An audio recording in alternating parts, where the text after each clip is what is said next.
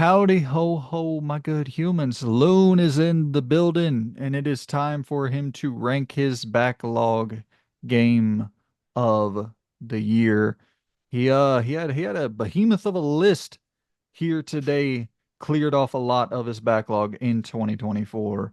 And yeah, so I assume I already recorded my backlog game of the year ranking, so I assume that will have already come out.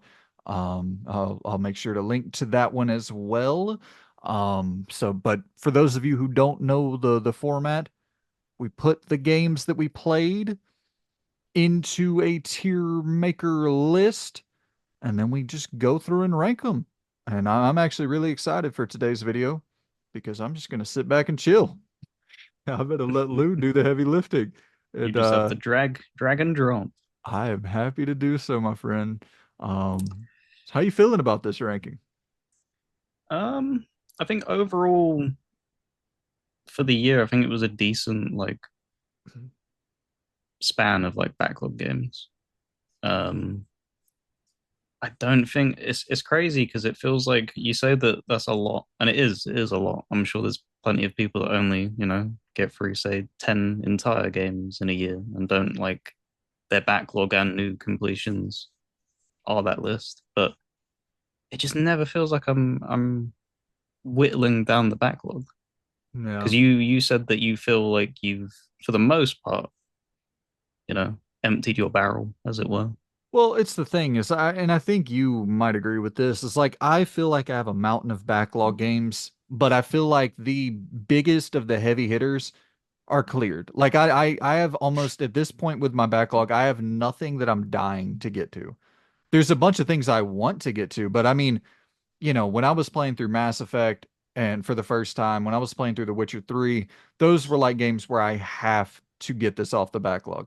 Now it's like, okay, cool. I just finished Deus Ex Mankind Divided. It's like that was a big one. I wanted to play it, but I'm not dying to play it. You know what I mean? I really loved Human Revolution, but I was like, cool. I played Human Revolution. I'll get to Mankind Divided when I get to it. I played Yakuza Zero. I'll get to the rest of them when I get to it. It's kind of that Yakuza Zero I was dying to get to, but then the rest of the franchise is like, yeah, well, I got a taste of it. I'm not necessarily dying to get to the others. God, that always that yeah. You have such self control in that way. I don't think I have that as like a virtue. Like I've said it as well. Like they're very samey, but I just can't. I need to finish series. I think I'm a much more like statistic driven person, and Oh, you are for for sure. me, if I was to undertake a series like Yakuza as an example and playing through zero, it's and then being like, well, I've experienced it. To me, that's like beginning the opening 15 minutes of a movie and then ejecting the disc. Like Yeah. that's horrifying to think about. What I've learned for me though is that if I jump into Yakuza, like I like Yakuza Zero, I like Mm-hmm. Yakuza One. I don't love either. And I feel I'm doing a disservice to that franchise to burn through them all back to back when I know that, because I know for sure I played Yakuza 0 and 1 together. I disliked 1 a lot more than 0, I think, because I played them so close together. If I gave it a little bit of time, they'd be like, yeah, I kind of want to get back to a Yakuza style game. But when I played them back to back, it was like I totally had my fill with Yakuza 0, and that definitely impacted my enjoyment of Yakuza 1. Mm-hmm. I should have made it a little bit clearer. I can't back to back games either in a Oh, then we're series. probably in the same boat. So I'll like tackle zero, but I go like I know I will finish the series. Like it's a definite. It's not like up in the air once I've begun it. Because it's like Final Fantasy. I've still got a bunch to get through, but I couldn't even imagine playing like seven, then eight, then nine. Like I would, that's torture. I'm way too driven by not only finishing, but I also need to have variety. So, Yeah. Well, I mean, and with as you Final can see, Fantasy, plenty of variety. yeah, I guess the good thing with Final Fantasy is they're all standalone for the most part, so you can kind of jump in and jump out wherever you wish. Yep. Um, but yeah, man, this backlog ranking is definitely full of variety. So I'll let you kind of however you want to do this, man, I'm gonna let you kind of carry the lead, and I'll sort of I'll just drag and drop and ask a question or two here and there. I'm so excited. I feel zero pressure. This first time I've ever made content where I'm like totally just chill. I think what I'll try and do is aim for ranking it from D, C, B, A, and then leave S till last. Um, Call of Duty 3. No, that wouldn't land in D. A Gungrave Gore that can go in D. That was um it was an experience, but it didn't feel like a particularly good game. So that's next to Diablo 4 on the top row. Okay, hold up, time out. You want to just do it in the order, like go from the Oh, left okay. to right? Yeah. That way I'm not Adding struggling over. complexity. Yeah, we'll just go Um, from left to right. so this specifically was the Siege of Paris DLC for Valhalla because I Uh, finished Valhalla. Yeah, I think you got it. yep, Yeah, that's what it should have been. So that's fine. perfect. Um, I finished Valhalla. I think it was last year, maybe. Like the story, like it. I love Assassin's Creed, but it's definitely reaching that point where you. I don't know who on earth can play through these in like one sitting is like not one sitting is like beating it in one go, but like as your only game kind of thing that you're focusing on. Right. Like it's so big. There's so much. And what's even more crazy to like fathom is that if you waited, because some people don't buy the new games straight away, obviously, they wait for all the expansions to come out and they're like, I'll play the whole package. Dude, you got like, I'm 100%ing this thing. I'm 150 hours in to an Oh Assassin's my Creed game, and I'm only about God. halfway done with it. Like, it's crazy. But for me, I'll only be ranking it on the Siege of Paris thing. Yeah. I think it's a B. Okay. I think for story content, it's cool. For me, I'm a little bit over Paris as like a setting that they've gone there a few times now, and I don't know it when it's like European history in like settings and stuff. For me, it's not because I had to learn that in school. It's not for me. That's why Odyssey was so appealing, is because it was different and stuff. So I think it's fair to put it at B. What you got for Ooh, Exoprimal? man, that's literally teetering between an A and an S. Oh, Um, how many hours have you put into this thing at this point? You don't have to know exact, but I mean, I would assume it's up we there. we beat the campaign together. I think it took us about 15 hours. I've got one achievement left for the 100%, which is to kill 100,000 dinosaurs, which is taking a fucking long time. We finished it, and I've got about 15,000 on that.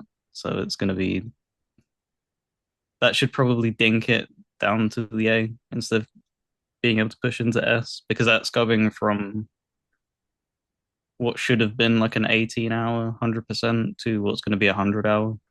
Like I'm going to Man, be that 90 sucks. hours of just matchmaking in this game. But the actual game itself has a surprising amount of story tied to it, which varies in like quality. Some of it's just text on the screen, some of it's like full cutscenes. And yeah, they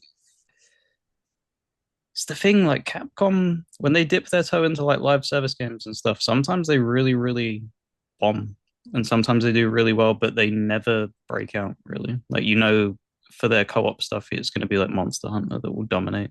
So it's kind of unfortunate. They have some really good events in the game as well, which I wanted to just mention, like Monster Hunter, Mega Man, really cool. Crackdown 3 is an interesting one here. Um, I played a little bit of Crackdown 1 this year, Mhm. and I was like, man, this is really rough. How was It's Crackdown 3? so I played Crackdown 1 towards its launch. So for me, I kind of had that tolerance built up, Right. and it was kind of the wow factor of having that big of an open world, all of them orbs, the destruction and stuff, because it was like not on the level of like Red Faction and stuff, but you had like that kind of chaos. Yeah, for sure. It was the last one in the series, and that's the kind of thing like what we touched on at the beginning. Like I have to finish a series. I actually really enjoyed it. Actually, it's nothing like special. Like it's nothing groundbreaking, and it's not really rethinking. It's a lot more scaled down as well. Like you can beat the entire game in about 8 hours, so it's really really short.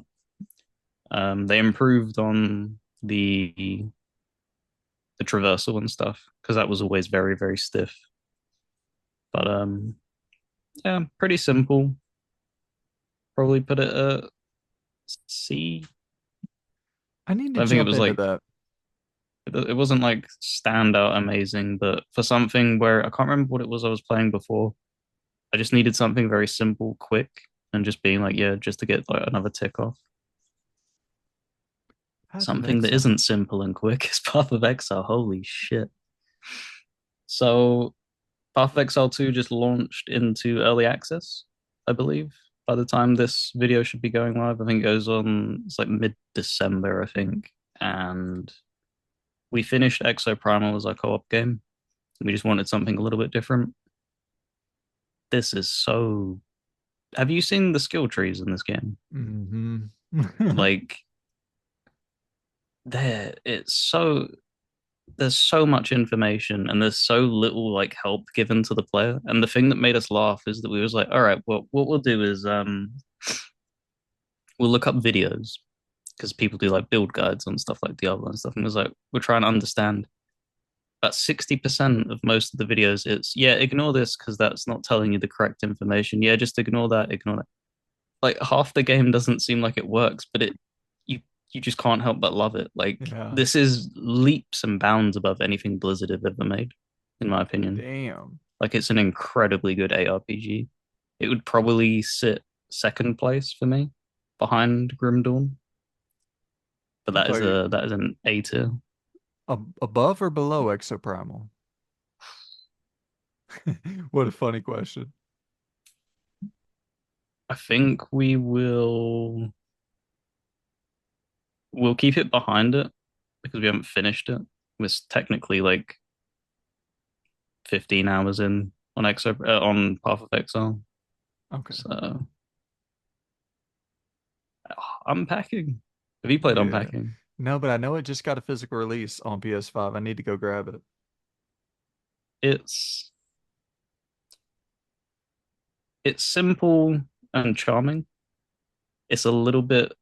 I think there's a little bit too many levels, but each level is you're basically following this person through their life, and it changes like what they have as like ownership inside. It kind of tells that kind of story, so you can see like, oh, they're successful in their career, they're slowly becoming like an artist and stuff.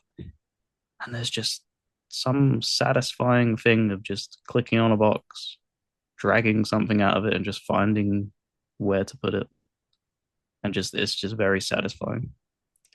Um, I heard there's like a little bit of a narrative that's kind of gets you emotional at certain beats where like you'll discover something that could have possibly happened to a character just by examining what's in her possessions and like yeah, there's little environmental storytelling and stuff. yeah, Um, there's meant to be a sequel, isn't there? Or am I? I I have no think they idea. may have announced it. Um, but yeah, it's very simple. I'd find like for what it does well, but it wasn't something that was like, man, you need to go out and experience this. Right. So I think that'd go in like C for me as well. Okay. Above or below Crackdown 3? That's It's the funny thing about below. the funniest thing about these rankings. It gets to so unpacking above or below Crackdown 3. Did you enjoy shooting someone with a rocket launcher or opening tape from a box? So stupid. Gungrave can go in D. D. Um, this was one that you didn't finish yourself, was it? Nah, it got a little bit on the repetitive side. I liked it. I Mm, liked the cutscenes a whole hell of a lot. I was like, dude, this mm. story, this fucking mafia, like crazy anime, like hell yeah. This shit's so sick. But the gameplay, I was like, okay. I get it. Yeah, it was very stiff. Unfortunately, I was hoping for a little bit more smoothness, but it definitely captured that feeling of like a PS2 game being re-released. Definitely. But yeah, I don't really have much positives on it. Like you said, the cutscenes were quite interesting and stuff, but there wasn't much depth for me. Diablo 4, however, also had extremely good cutscenes. Just a shame that there were only like three of them. I heard that. That was the thing that I wanted to play it when it released because I was like, oh damn, maybe they're actually giving you some narrative bits to chew on. And then when I heard it was so limited with the cutscenes, I was like, I'm good. It's the thing that upsets me because they're so good at crafting them cutscenes. They're always like incredibly high quality for anything Blizzard does, even for like World of Warcraft and stuff. It's always like really high tier cutscenes. I I don't think I could put it in good faith like next to Crackdown and unpacking on like that C tier because it is like well polished. It looks good, but Path of Exile is definitely above it, so it'd probably sit behind Valhalla.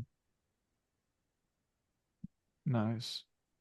And maybe further down the line it might drop even further. But who knows? Um, how many Halo games have you finished? Zero. Zero. I played Halo 1 last year and I was like, because I never owned, well, I never owned an Xbox, like an OG Xbox until I was an adult. And Yep. um and so, I went back and played through the entire Gears franchise and loved that. And I jumped into Halo 1. I was like, okay, cool. Well, I love Gears. Let's see if the other big Xbox franchise really clicks with me as well. And Halo 1 was a bit of a slog. Yep. I'd be right there with you. I'm not a fan of Halo 1 either. Um, it might have been 2 years ago, 1 year, 2 years ago. I went through and like rattled them all off and then was kind of sick of it by the time I got to Infinite, so I didn't dive in straight away. But this game just has an identity crisis. It feels like they don't know what they want to do. It feels like some higher up has entered like the room as they're like designing the game and asking them like, all right, so how are you going to compete with Far Cry? What do you mean compete with Far Cry? Like they do different things. Like we're a story driven first person, they're more of like a sandboxy RPG kind of thing. And they're like, yeah, well, Far Cry sold X amount of copies, this. Right. So they went and made it like an open world as you're doing like the single player and tying it to all these like weird, very bland and repetitive. I can't even call them side quests. They're just like base clears, and then every now and then it will spawn like an elite enemy that has like a unique weapon. It just felt very at odds with itself. It didn't know what it wanted to be, and then the story that's trying to keep you compelled and driving you forward just didn't go anywhere. From like start to finish, it just felt like nothing was told. So might get a bit of flack for this, but I feel like Crackdown 3 is a better game. Ooh. Um, I think it falls on that C tier, and I think again it would be unfair to put it uh, behind Unpacking, but I think that goes right next to Crackdown 3 for me. That is funny. Crackdown 3, the better exclusive. You heard Yeah. it here first. Silent Hill Here we 2. go. Here we go, man. I know you love this one. First S2, without a doubt. Um, should clarify, I played the HD collection, and a lot of people didn't seem to really click with that when it came out. They didn't like the changes and stuff. They say to play the original. So if the original is even better, then like kudos The for funny the thing though atmosphere. is like they say the fog is the big issue with the HD collection, but like a lot of the time you spend in Silent Hill 2 really isn't outdoors. Yeah, you spend a tiny amount of time in like the town as you're traversing through, but you're not Yeah, really doing much in there. yeah. It's just connecting A to B. Um, and this is like the benefit of not having played the original version. I feel the atmosphere is fine. I think it captures it really well. It was really foreboding and unsettling when you're going through things. The sound was really good. My biggest complaint was the voice actor change, and I had to change that back to the original. I didn't. I think Troy Baker took over in the As he just, does. and that's the kind of thing. It's some games don't benefit from having like Good voice actors. high tier Hollywood level voice actors. Like the it's just cheesy and campy kind of thing. And because I've not played through and beat, like say the original Resident Evil 1, for instance, but the voice acting in that game, it just in RE1 with the cheesy Jill Jill sandwich sandwich. stuff, like Yeah, it just adds to the experience. yeah, But yeah, the Silent Hill 2 is so good. And it I'm so glad is. I gave it another shot. I was very turned off by like the it's not in as aggressive tank kind of controls as RE1 for me. I could tolerate it. But the music, the atmosphere, just existing in that weird world was just amazing.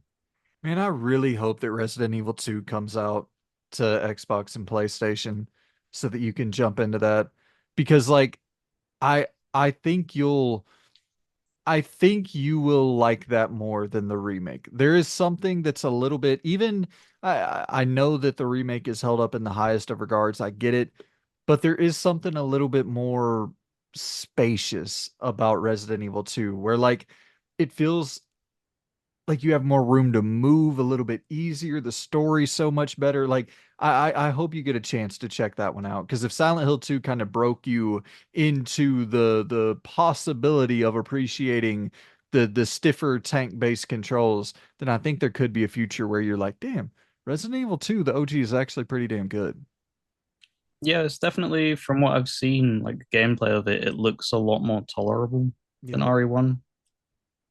I think, but I also played RE1 with it was the remake in Yeah. quotations things where it still kept the controls and just, I don't know, the camera angles just, I found them jarring. I think a big reason for that is the confined spaces. It's so Mm, much smaller in RE1 yep. Remake. And RE2 is it's like where they really had the tech breakthrough where it's like, oh, we have more zombies on screen, so we have to make bigger spaces. And like, so it's much, much bigger. And it doesn't feel as stiff and like I gotta squeeze through. Like you have you can actually kind of maneuver yourself around every enemy without ever Mm. having to shoot almost anything. Just like boop boop boop And that's boop. perfect because that's what I was doing with Silent Hill. I wasn't killing all the Exactly. enemies. And like it's kind of that thing of like, okay, I was ignorant to tank-based controls. I put them all under that one umbrella because of that experience was so bad with RE1. I was like, there's no way I'm ever touching like a game. I just wrote them all off, Yeah. and I'm glad I gave it a shot. Me too, man. Wanted Dead. This also oozes that whole PS2 like game charm thing, but I would say it does it better than Gungrave Gore. Yeah. Um, really, really enjoyed the wacky, crazy story that they were also doing in this. It just that both of them games, like plots, just don't really make sense. They're just kind of just doing whatever the hell they want to do. Totally. The boss fights in Wanted Dead were also stiff, but they were a lot better to play and felt much more creative Yeah, I than mean, Gungrave. when you're fighting The Rock and Tom Cruise in a boss fight, I Yeah, guess it's oozing creativity and also oozing fucking uh potential legal trouble. dude, that final boss though, because you said you didn't remember it, it was brutal. It was like Sekiro levels of like shit of like difficulty. I was like, wow, this is rough. I played that Took shit me on like a easy. good Took it like a good 2 or 3 times and You pl ended up finally getting through it. you played it on the normal difficulty? No, I think I played it on easy. I Oh, think I was really? just sucked ass at the crappy combat. Like, Dude, that combat is dog shit, man. But like, I don't know. I That's one of those games, and I'm not trying to influence your list, but like that's one of those games where I didn't give a shit what I had to see that through. It was so fucking unique. I was because you have to start. Well, I don't know. Maybe now they patched it in, but like when I played it, I got maybe halfway, maybe over halfway through the game on normal, and then just couldn't beat one of the bosses. I had to start over from the very beginning of the game to put it on easy. So I like think you that's still the case. okay. Yeah. I mean, dude, it So, to for me, you know how I am. mhm. If I usually if I'm not gonna fucking go back and play something again if I get annoyed or whatever. This game is so unique that I was like, dude, I am seeing this through to the end. Well, look how quickly we both bounced out of Stalker 2. Right. Like, I can appreciate it for it being great, but like, I don't know if you're planning on jumping back into it. I will when it's fixed. But like, it's so weird, isn't it, though? The little side tangent, how like your bias draws lines in the sand for certain stuff. Because I can sit there and be like, yeah, man, it needs to be this certain level of quality, but I'll play a Piranha Bytes game. Well, you know what Piranha It's Bytes and this have in common? Like an unbelievable amount of charm. mm, And I think there's something about, and I guess I can't speak too much to Stalker, but there's something about knowing that I'm going to jump into a game that is incredibly, incredibly uh, brutal in its subject matter and themes, opposed to jumping into something like Wanted Dead, where it feels like, even though it's so rough, unbelievably rough, unbearably rough at times, it's like a cozy blanket. Just the themes that it's so funny, it's so fun, it's so light.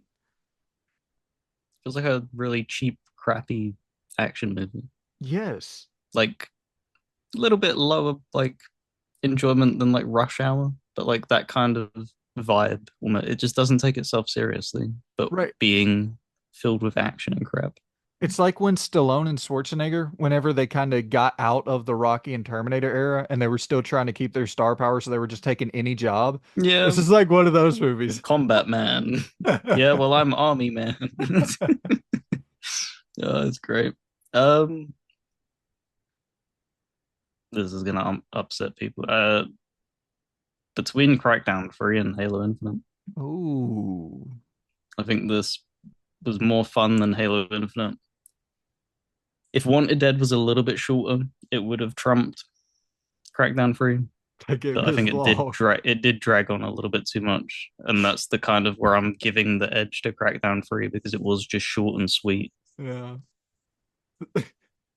That game's so fucking funny, dude. Like I'm just thinking about moments and then I'm just laughing. Like how it'll just cut to a full-blown like animated movie cutscene and you're Yeah. like, what the fuck? Why does it have this level of quality in like 2% of the cutscenes? It just there's like four of them, three or Yeah. four of them in the whole game.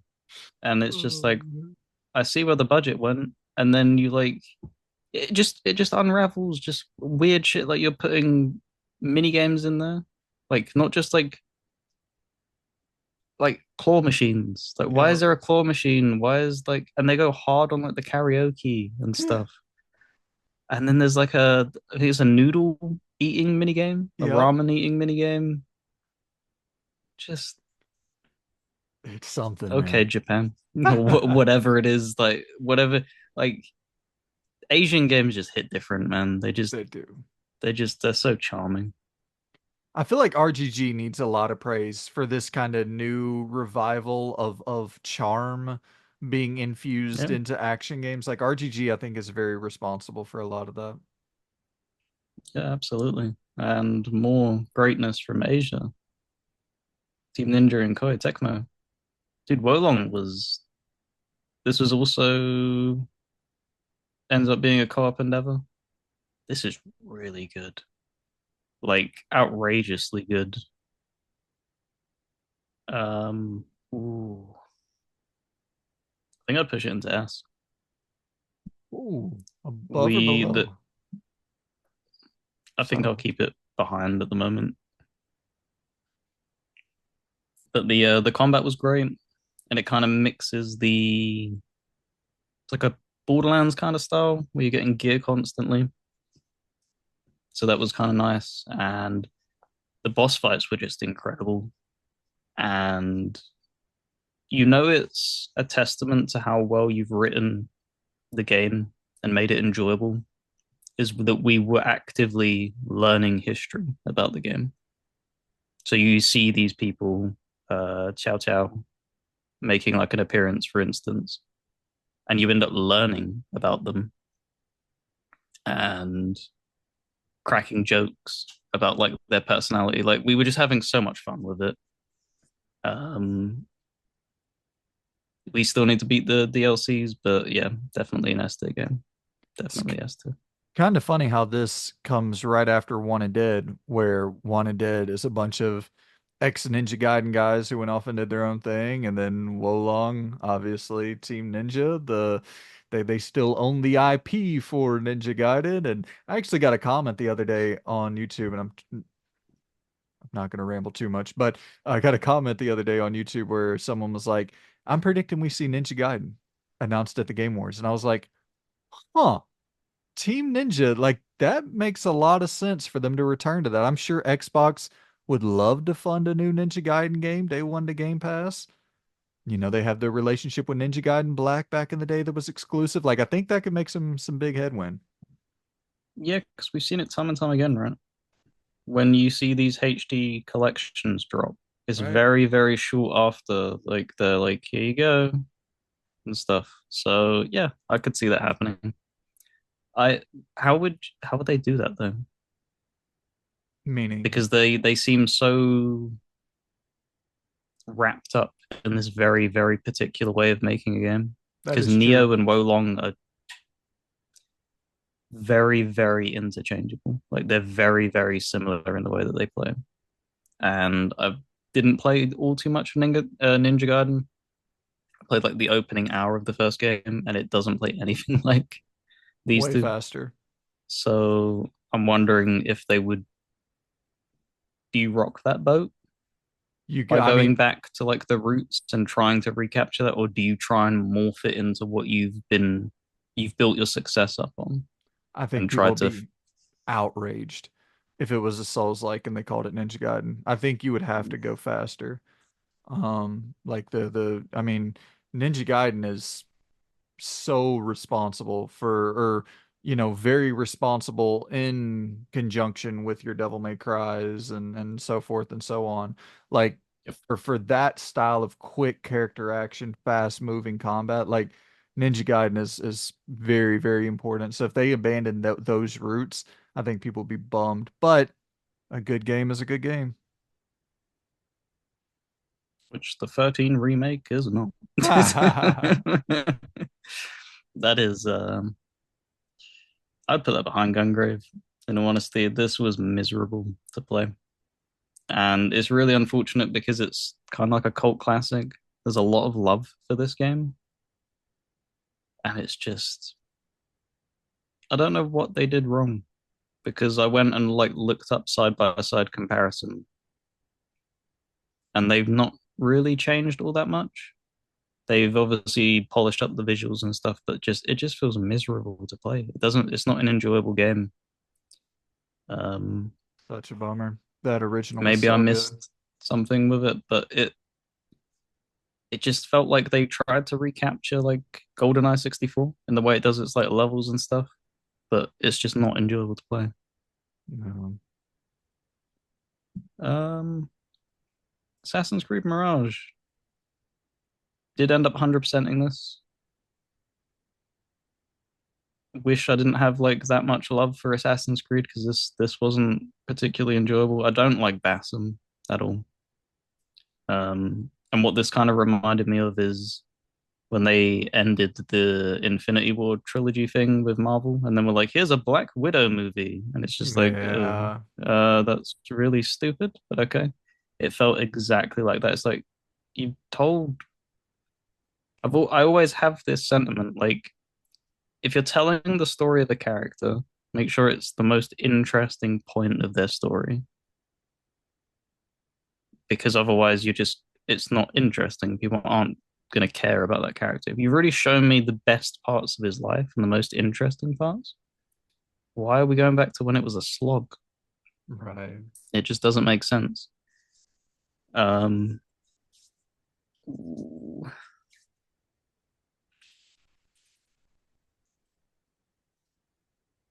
Probably next to Wanted Dead. Above or below? Uh, I think I enjoyed Wanted Dead more, crazily enough. Nice. Halo Infinite? Uh, Above Halo Infinite? yeah, I Okay. really don't like. I'm not a big fan of Halo to begin with and stuff like. There's like two Halo games I enjoy. But to put it into perspective, the my favorite Halo game isn't in the traditional Halo sense. It's Halo Wars 2. It's a Hmm. strategy game. Strategy So game. Nice. at Punch Club, you played a decent amount of this, right? I played the second one. Oh, the better game, technically. Yeah. Um, it's a really fun and addictive game, but in the first game you had diminishing stats. So every single day you would get weaker to try and keep you to train, and that was a little bit too aggressive in like micromanaging for my liking because it felt really, really punishing. Like you're trying to get to these next story beats, and it's like I got to spend the next like 3 days jogging on this treadmill in my house and stuff. But that aside, which I can put to the side, like it's probably in the B. Like I really loved it. It oozes charm. It had kind of like the auto battling mechanic, but it had a good amount of strategy still tied with that. So you're not making the attacks yourself, you're just setting up like presets. But there were so many different builds and so many different things that you could click on to forge who you wanted.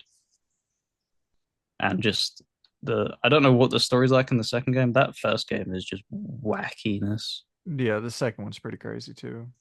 Just like Ninja Turtles out of nowhere, super like Dr. Eggman is what it feels like at times. Like it's just world ending stuff, and then you're like some superhero. It's just yeah, it's just like Yeah. what is going Would you rank it? Where would you rank it on that B tier?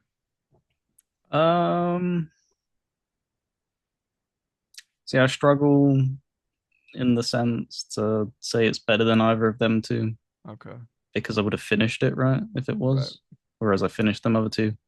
If I don't finish something, it kind of I tried to default it to the end because it's Right. like you didn't hold my attention enough clearly, even if I technically enjoyed it more than Diablo 4. Right. Right. I got So you. I'll keep it at the end for now. Perfect. Like so glad that we live in an era now where things can be fixed in post for moments like this. This game was dreadful at launch. Lords of This was one Fallen. of yeah, this was one of my most hyped games. I couldn't shut up about it. Really big fan of the series. I love Deck 13. I love what they did with Lords of the Fallen, and then they left it and they went and did the Surge games. Loved them. Was kind of a bit hesitant when they turned around and said, "Okay, it's not Deck 13 making this." I was like, "Okay, we'll see then." The biggest thing this game suffered from was running on the newer Unreal. This Hmm. game just chugs. Even now, like with all the patches and all the stability and stuff, it still chugs. And that's really, really unfortunate. But it's just S tier and every other thing for me. You're talking about a Souls like game that, because the biggest thing that annoys me in Dark Souls and Elden Ring is you have cut-off points. If I'm co oping with you, we will eventually hit an invisible fog wall where I have to unsummon you, walk 3 feet into the next area, sit down at the checkpoint, and then summon you from the other side of it. Lords of the Fallen is entirely seamless from start to finish. You can stay with that, but if they die, they just respawn when you respawn. Like it's crazy, and they respected the source material as well. Not that that's going to matter to many people, But for me, like I enjoyed the lore of the original Lords of the Fallen. Thought it was very interesting, and they expanded upon that. Above or below Wolong? This is a tough battle. Similar games.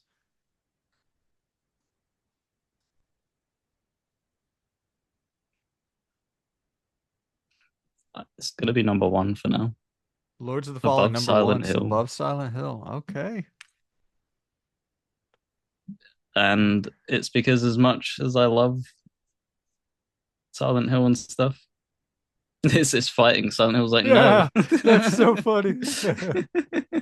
That's funny. um, a big reason for that, like any game that makes me really suffer and I can come out on the other side of it and be like, yeah, man, I love it. Like that's a testament. Like, did the entire game without exiting, no dying, no healing, no checkpoints, no nothing. So literally from the state I was in at the beginning of the game is the same essentially as it was at the end. So that has to be number one. Yeah, dude. Lords of the Fallen at number one so far. Let's see how long it holds its top spot. Call of Duty 3, is that? Yeah. Or is that? Yeah. Yeah. Yeah, that's COD free. Wasn't as hot on this because we got COD 2 on this list as well. So I played both of them this year.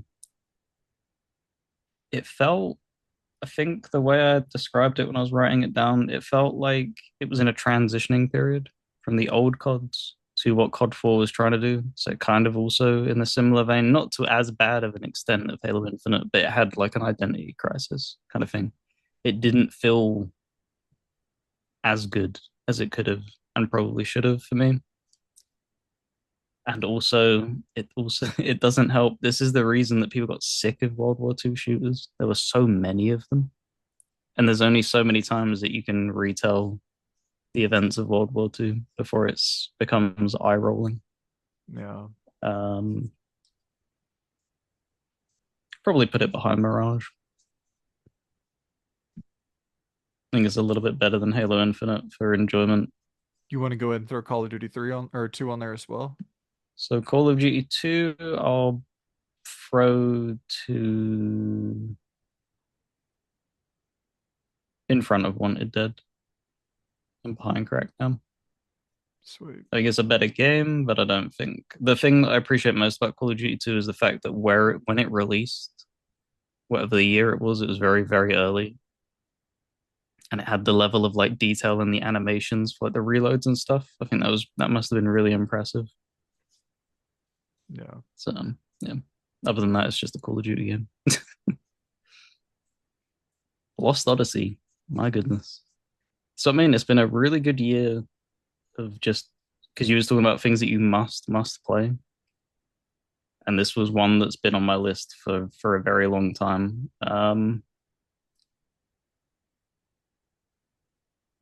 I don't think I've experienced a game that tackles mortality the way this game does. It's so powerful with its messaging, and every single time, how to like perfectly describe it. When the game wants to talk to you, you listen. It's that powerful. Like the messaging that it's trying to give to you, it's kind of the thing where like you can't half-ass play this game as like a generic RPG and you're just going through the battles and stuff. That you need to be invested. That's the best way to experience it because it's so powerful and strong.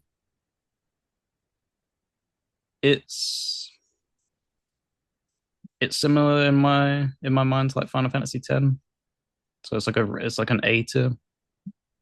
Final Okay. Fantasy X. I think it edges it though, with the story being ever so slightly, but I think it slips into S though with Lost Odyssey. Oh. I think it's at the very end though for S. Okay. Um, as I haven't finished it, it's definitely like the thing of like probably shouldn't have played it this year with how many JRPGs. But it was kind Right. of that itching thing being like, man, if this is like a truly one of a kind special, I want to at least like sample it so I can compare it to other JRPGs if I'm going to be going in so deep. But yeah, if somebody's a fan of JRPGs and haven't played it, like give it a go.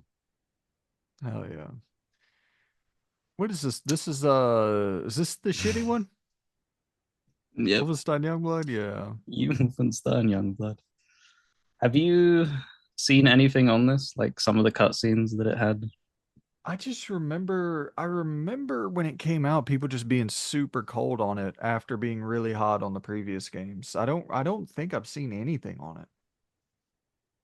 It's the fact that we love BJ as the main character. He's just like the perfect embodiment of what it means to be a Wolfenstein game.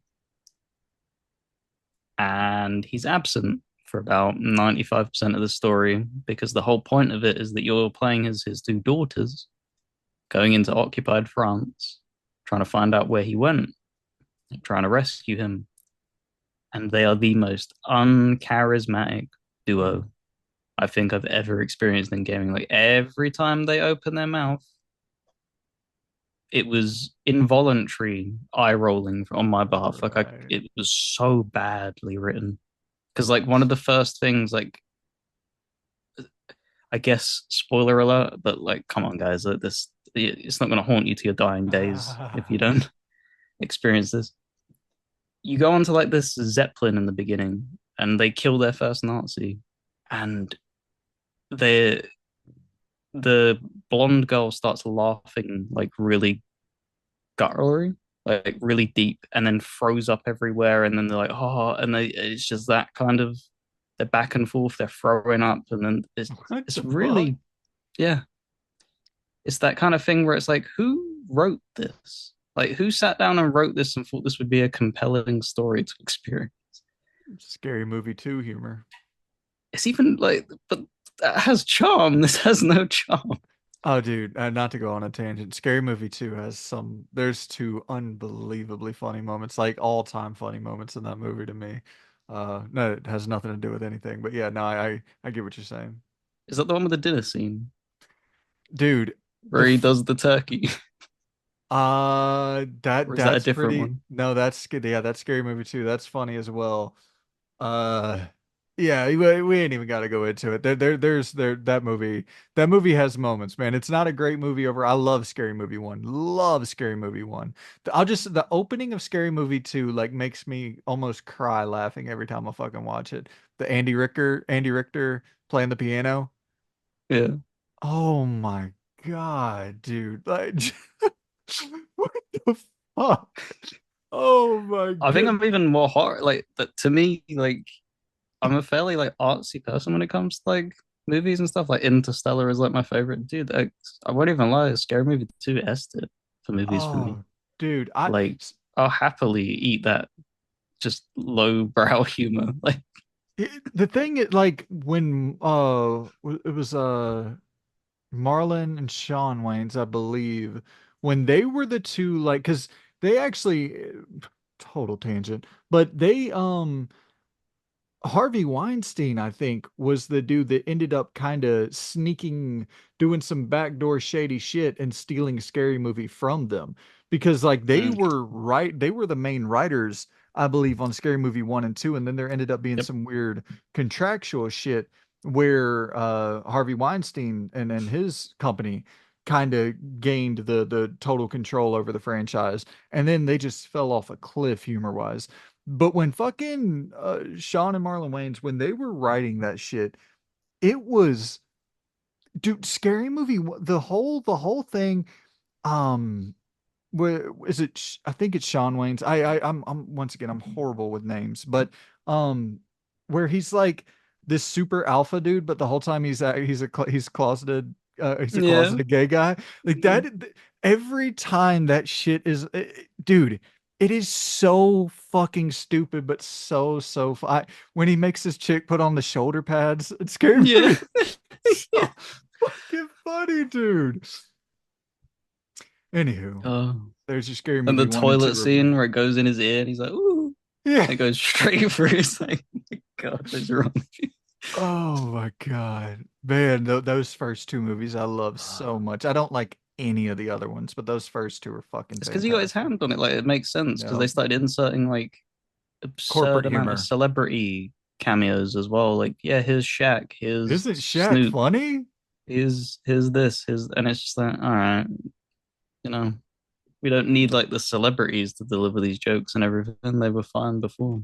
But we got Shaq for this deal, and it comes with a commercial. But we also have like 23 extra minutes that we can utilize Shaq in some of our other properties that's signed contractually here. Let's make him tell it, dude. Shut the fuck up. But back to awful games. This would probably it makes me so sad because the gameplay is really good. I really enjoyed the gameplay, but the driving factor for 90% of games for me is the story. I think it's a D tier Okay. for Youngblood. I think it's first place in D tier though. Okay. I think it's definitely better than 13, and it's definitely better playing than Gungrave. Nice. All right. Man, Heavy gonna have hitter. some good memories with this until the end of my dying days. Played this when I had COVID again. Ooh. So I had like absurd levels of like headache, and I was like, no, I must push through. I need to I need to do this. So yeah, them washed out textures, they really didn't help the headache. Ah, But for like a movie tie-in game, have you played it? I haven't, but I heard it's fucking excellent. It falls in the same realm of like the Origins Wolverine game, Yeah. where it's better than the movie. It has so much that it does right that it shouldn't have any right doing. Like you wouldn't expect this to be one of the most cinematic FPSs, Right. but it is. And also like trying to hit levels on immersion.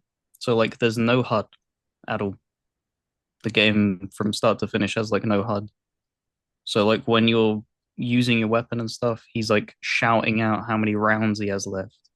And when you're Damn. reloading, how many you've got in like reserve and stuff. And it just adds like what happens to that level of like charm and detail and stuff. Yeah. That is so immersive. Just being able to like not see anything on the screen except Yeah. what your character sees out of his POV. Yeah. That's so cool. And you have like a lot of the time followers with you and they will like speak. And it's not like the intrusive stuff like you see it a lot nowadays where they're constantly badgering you like, I think we should go left. I think we should go left. Like it's none of that. It's they just give you like little contextual clues here and there. Like Right. maybe we should like use the fire and stuff. And the fire, I think they pulled from it was like a very similar thing of like Far Cry 2's fire. Very Mhm. satisfying when it would like you'd throw a torch into like brush and it would just absolutely engulf it. It was really, really satisfying. Oh, Here's the tough part. That list is starting to get pretty big. It's starting to it get to the is. point where you gotta like place games in between other games, and yeah. I think it goes behind Valhalla. I think I would have had a better experience with it if I wasn't dying while Right. playing it. But yeah, for the achievement hunters out there as well, very easy 1000G. Just Right. beat the game. So Man, that's wonderful. I love whenever you can just play through a game and not have to really, which I don't ever really think about it, but I was doing some achievement hunting this year and it was so nice playing the Telltale games. Just like, yeah, just playing the game. That's how you unlock your damn yeah, achievements. yeah. No, absolutely. I think that there should always be. I think the indie list was leaked to have like a really easy list as well. So Yeah, I don't know, like if it's just beat the game. I'm sure there's like little things out there that you still need to do. It's meant to be a very tame list. I can't wait, man. Asura's Wrath. This was very early on in the year. I think I played this, and I've not picked it up since. Unfortunately, I need to seriously go back to this. This was like I was red hot on this. It's just been such a stacked year.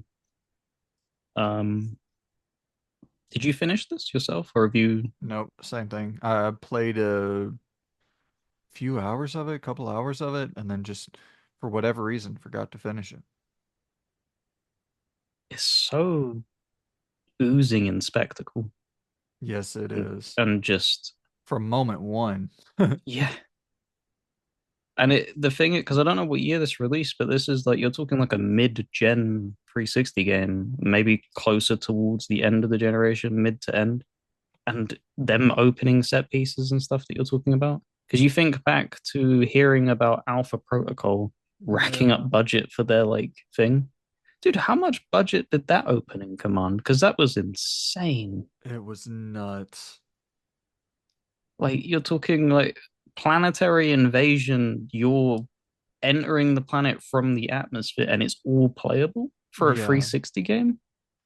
And it looks amazing. It's not like they had to cut like corners. Like, man, I think they might have what had a to cut some corners on the gameplay a little bit. The gameplay might not be the most robust thing in the world, but I mean, for a good old God of War clone, kind yeah. of beat them like hell yeah. This shit. I think it did fine because I hold like Dante's Inferno fairly high, and that Yep. didn't like rewrite the book and stuff. I think it does. The combat's fine. I I think it's a think little bit more complexity than Dante as well. I think it's cool when a game is like, hey, look, you can see its limitations, but in other areas it exceeds, like in other areas it does shit that no other game within its genre does. So it's like, Mhm. cool. It's similar to something like a God of War, but it's doing shit on the cinematic side that at that time was in a league of its own. Yep. Eta. I don't think I really need to think about that. I think that's the end of Eta because this will be something I return to and it can fight for the place of like Esther. It's not dropping below A, that's for sure. Oh boy. Uh, I'm assuming this hmm. was this a 100% goal, Far Cry It 6? it actually wasn't. This was a co-op Oh wow. experience with somebody I hadn't co-oped with before, and it was fairly. It was alright. I may go back and 100% it. I don't. I've only done 100% for the Far Cry spin-offs for the Far Cry games. I've never actually 100% an actual numbered Far Cry game because all of the numbered ones are just miserable. It's 100% That's is what I what it was feels saying. like. I was like, damn, if you went through and attempted Yeah. Valhalla and Far Cry 6 in the same year, that's a bloodbath. So it's weird because I mentioned earlier about loving like Odyssey and that being like a very different setting. And that's why I love it. I really didn't care for Yara as like a setting. I think in Far Cry they've kind of like run that well dry of going from island to island and stuff. I It's ironic. Like I loved Far Cry 5. It's my favorite in the series because it just felt different going to like Montana in America and stuff and Yeah, doing that whole like cult business. That felt like the perfect setting for a Far Cry game because they always mix in like drugs and weird psychedelic effects and giving you a villain that you can be like, you're an asshole, but like I can actually kind of see your point. yeah. So whereas with as good as Giancarlo Esposito. Esposito is, yeah, at acting, I just couldn't like understand his because the ending as well was just like why Well, and he's in the game for like a total of what, 20 minutes? they sprinkle him in cutscenes, and this is my biggest problem with a Far Cry game is that you need if you're going to write the story that way, have them harass you. That's the difference between. I know people may have found it annoying, but in like Far Cry 5, you're out and about, and when you transition to the next story thing, they actually come after you. It's very. What's the word I'm looking for here? It's very like on the rails kind of esque. Like you fill up your bar, and then it's like it's guaranteed that they'll come and hunt you. But that felt more natural than just flicking to a cutscene now of Anton talking to his son and doing some heinous crap and then going back to you. Totally. It's just like, Feels like they're in the world with you yeah. in the other games whenever they're actually when you see them Yeah. present in gameplay as well as, yeah, I get you. When you actually interact with them, it doesn't make any lick of sense as to why he's doing the things he's doing. Yeah. So, It's fucking beautiful though, man. That game, yeah. Good Lord. People don't talk about that enough. Far Cry 6 is stunning to look at. I mean, I'd push that even further. Nobody gives Ubisoft credit enough for their game's For visuals anything. overall from anything. Like, as bloated as Valhalla is, dude, the game looks great. Odyssey looks great. Origins looks great. Like, they're always good lookers. Unity, when it would load your face, looks great. Outlaws is Um, unreal yeah, environmentally. Unfucking real. The Avatar? Are you kidding me? yeah, Avatar's that like one of shocked the me. best looking games of the generation, dude. Yep, that absolutely shocked me when I was playing it. It's there's so much foliage in Avatar. That's Yes. what blew my mind. It was coming out and being like, why is the fans on the Xbox not like screaming in agony? Like it does it for like Exoprimal. Like The thing I it don't seems get to be running just fine. is like none of these games are bad. No, You know what I mean? Like Assassin's Creed Mirage, not bad. Valhalla, not bad. Far Cry 6, not bad. I mean, I totally understand wanting better. We should want better. And they can be better. And they can like you, yes, dude. You can actually make a story that people fucking care about. Why is that so hard for these guys over there? But in terms of gameplay, like I don't really think that I I don't know what you want more from a lot of these games in terms of gameplay. Like what they're doing, they're kind of doing at the pinnacle of, yeah, uh, you know what I'm yeah. saying? Like, yeah, you Because can't even tell me that Ghost of Valhalla, Tsushima is like so much better than an Assassin's Creed game, you know? yeah, because Tsushima's a little bit slower, a little bit more methodical. Would be probably the angle that you could like tackle that from. But like going through Valhalla right now, they added like a roguelike mode, which I'm having to go through. And that was like my big eye opener. Because in like an RPG sense, you kind of you find your gear that you like and you're upgrading it. And you don't really pivot out of that because you're like, well, I've pumped my upgrade points into this. In this like roguelike mode, it's constantly having you change your gear. That kind of gave me a new appreciation for their skill system and stuff. Like there's so much build variety in Valhalla that probably 5% of people interacted with. Most other people were like, yeah, I like great swords and I just stuck with that, or I like bows and I stuck with that. Like it's they've got really good varied gameplay. It's just whether or Yeah. not you interact with it. And that's kind of what Ubisoft struggles with, is that they put so much in and then don't ask anything of the player. I think that's Yeah. their biggest thing. Like challenge the player. Use the tools that you give them and you may have like a better reception because people right now think that your games are very two-dimensional. You don't challenge them to think outside the box, use all the tools and stuff.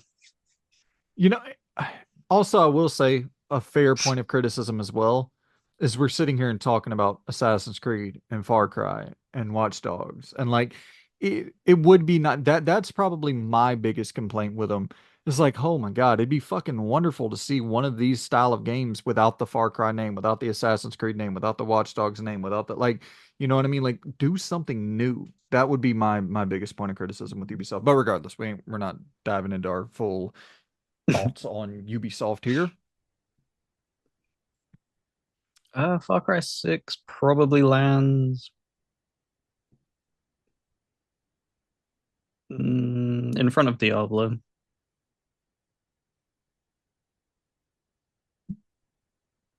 That's perfect right there next to King Kong. Very similar in Yeah. terms of you know, I feel that King Kong was probably inspired by something like a either Far Cry was Far Cry 2 out before King Kong?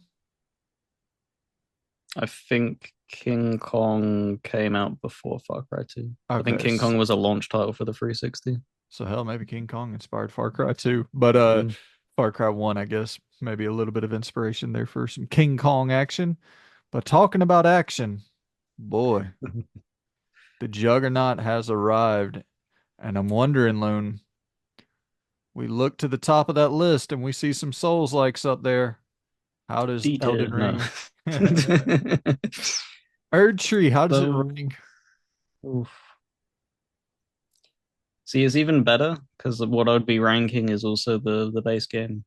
Because this is technically what I did in the backlog this year was 100%. The DLC doesn't have achievements, so I've played through the Uh, DLC entirely for like my own enjoyment, as you should. Um, and then went back and did my two extra playthroughs for the other two endings.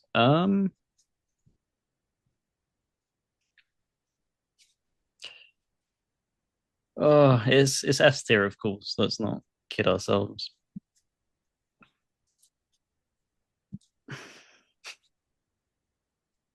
Critically, I think the game is undeniably one of the best for a lot of people. I would put it in front of Lost Odyssey, Hello, Wolo. and I would leave it there. From Ooh. my personal enjoyment this year, I absolutely loved co-oping through Lords of the Fallen. I loved Silent Hill 2. I loved the co-oping through Wolong. The thing that dings it is like they seriously need to look at something like Lords of the Fallen and figure out their co-op crap. It's so much of a slog to co-op through and enjoy these games together with a partner. And you're constantly getting hit by roadblocks of like invisible wall. Yeah, you can't go that way. It's so restrictive, and it's like, look, I appreciate like what you do and what you've done for the genre is S tier, and it's revitalized and rethought of like you've created your own genre. Like, let's not kid ourselves. But you do need to self-reflect into like what can we improve? What just because you're the top dog doesn't mean you can't look at your other competitors and take what they do as their strengths and put it into your game.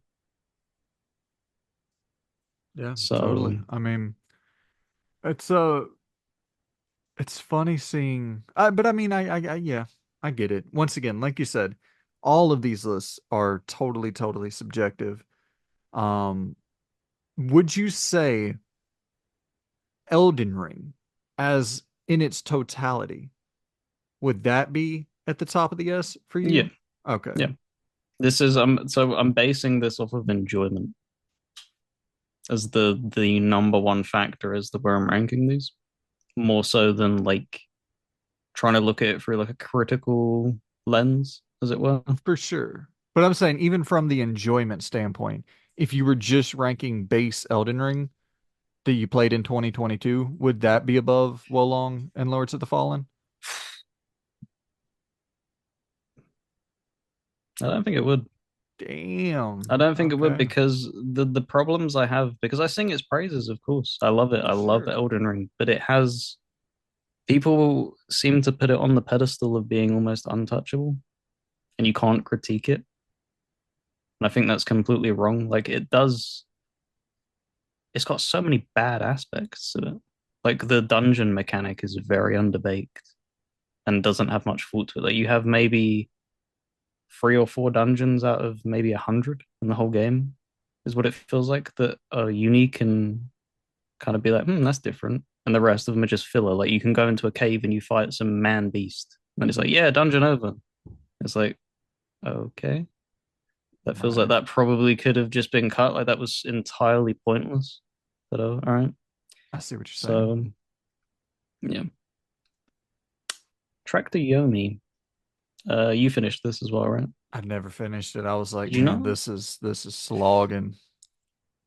Yep. Yeah, it's Yep. beautiful, but the gameplay is like, ugh.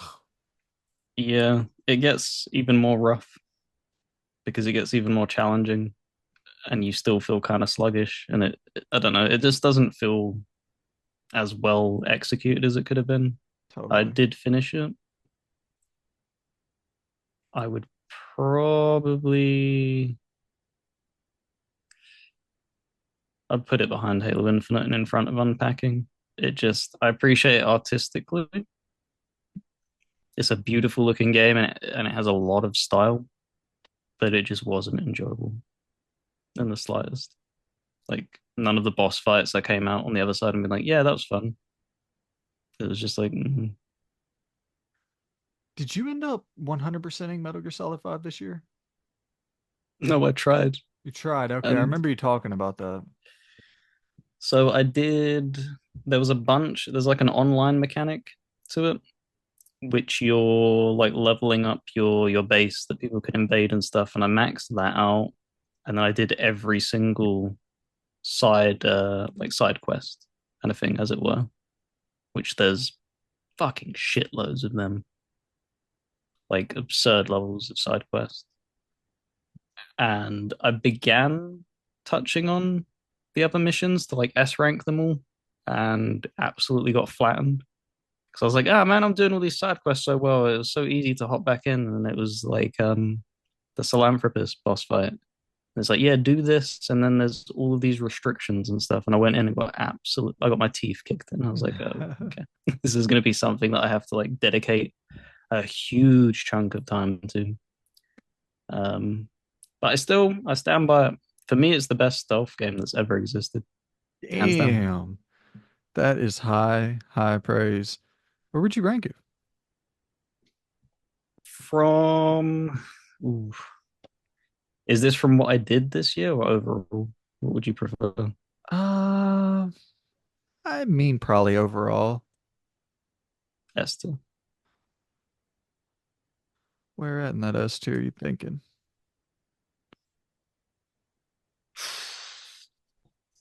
I think that's perfect. Above Silent Hill 2, below Lords of the Fallen? No, below Silent Hill 2. Below. Okay. Below Silent Hill 2, above Wolong, number Yep. 3 on the backlog ranking so far. Yep. This is the game that made me fall in love with Metal Gear. Mm. This is the game that there's so many important things tied to this game for me. It was the game that made me fall in love with Metal Gear. It was the first game I ever pre-ordered. Oh, wow. So it was that first experience, like digitally. It was that first thing ever of having that launch at midnight and being like, "Oh, that's special." I get to like enjoy it straight away and just completely blown away with the level of detail that you could do when tackling the stealth missions and stuff, and how much control you had of what they did, because you could launch the missions at any time and it would load you into the instance in the world. But whatever you did before that instance, it would influence as well. Because you could go to that base beforehand with, say, like a water gun and squirt the radio, and that would break it. Then, if you launched the mission that was set in that area, that radio would be already pre broken because you've already done it. And that Yeah. kind of blew my mind. And it would adapt to your playstyle. If you kept headshotting enemies, they started deploying troops with helmets. Mm. If you kept infiltrating in the night, they would give them night vision goggles and they would use more spotlights and they would place more mines and stuff. Like, that's what a lot of people don't give it enough credit for. Like, it had so much reactivity to how you played, and Yeah. it's so special. From a gameplay standpoint, it's definitely the best they've ever done with Metal Gear. Um, have you played through the other games? I did Metal Gear Solid 5. I did Ground Zeroes. I did Peace Walker. I played through half of Metal Gear Solid 1 and kind of bounced off of it. I need to get back to that. And I've played like the opening quarter of Metal Gear Solid 3 Okay. and did about 5 hours of Metal Gear Solid 2 recently. Yeah, it's Metal Gear Solid 5 is the gameplay game, and it feels Mm. like the other games are the real narrative juggernauts for the franchise. Yep. Speaking of narrative juggernauts, Plague Tale Requiem. I know you're gonna break my heart on this one, but hit me with your thoughts on it, man. I really, really, really, really, really, really wish I could love this. Yeah. It just doesn't do it for me. Neither of the games have kept me hooked. It's not on the level of Hellblade. I will say that, of like utter slog to get through, but I don't enjoy anything gameplay related. I don't enjoy exploring these areas that they have. It feels cumbersome and very just, I don't know. I don't care for the puzzles and stuff. The characters though, they're very well written. That's the only reason, because you have such love for it.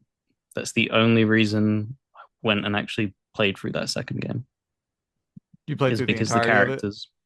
I played through the entirety of it. I played through the entirety of both the first and the second game, so I've beaten both of them. I just I don't care for the series personally. Yeah. What'd you think of that ending? Um,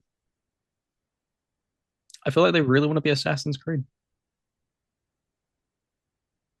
I think not like trying to make an Assassin's Creed game, but trying to like, why are you thinking outside the box like that with your like story? Like, I felt like the I don't know how you would like describe it. Whatever time period of France that is in, I feel like that was your niche. Just stay in that lane. Like, don't try to bite off more than you can chew. Because honestly, what are you going to do with a third game if you go down that route as that's the plot thread? Yeah. That's a bit weird. I get. All right, we'll avoid it because there's no need to go into spoilers. But Were you um, happy with the ending? In like a brief. well, I mean, so I think we're talking about two kind of slightly different things. I'm talking about the choice you have to make. Okay, so the choice was hard. That was that was like I'm that talking about was the thing I was talking about was the cinematic, post. like pre-post thing of like, Yeah, what the fuck are you doing?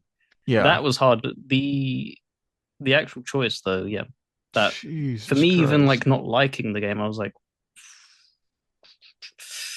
Yeah. oh, I don't feel comfortable doing this. Yeah, yeah. That was wow. I've never been moved by an ending like that. I shouldn't say never, but I mean it's up there with like Metal Gear Solid 2. It's up there with The Last of Us. It's up there with like my favorite endings of all time. That was wild, wild, wild. But yeah, where would you rank it, man? I think what would be fun is where do you think what letter do you think I would throw that in before I give it? Well, I'm assuming probably above the D tier. So I'm assuming maybe above Trek to Yomi, below Halo Infinite, something like that.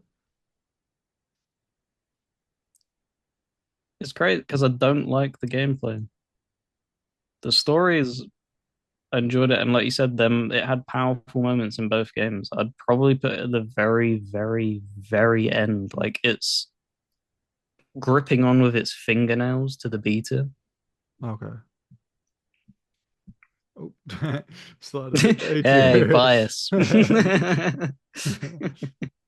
Yeah, I mean, listen, um, it's not that those games are definitely not going to be for everybody. There's no doubt about that. And the gameplay is absolutely the weakest part of both. But I do think it's one of those things where, like, in my opinion, if you're going to like, if you're like, damn, I just really want a narrative experience, and you're thinking between yep. something like this or a Hellblade, stop thinking. Like, don't, it's not, unless you just really want to dive into some psychosis style shit.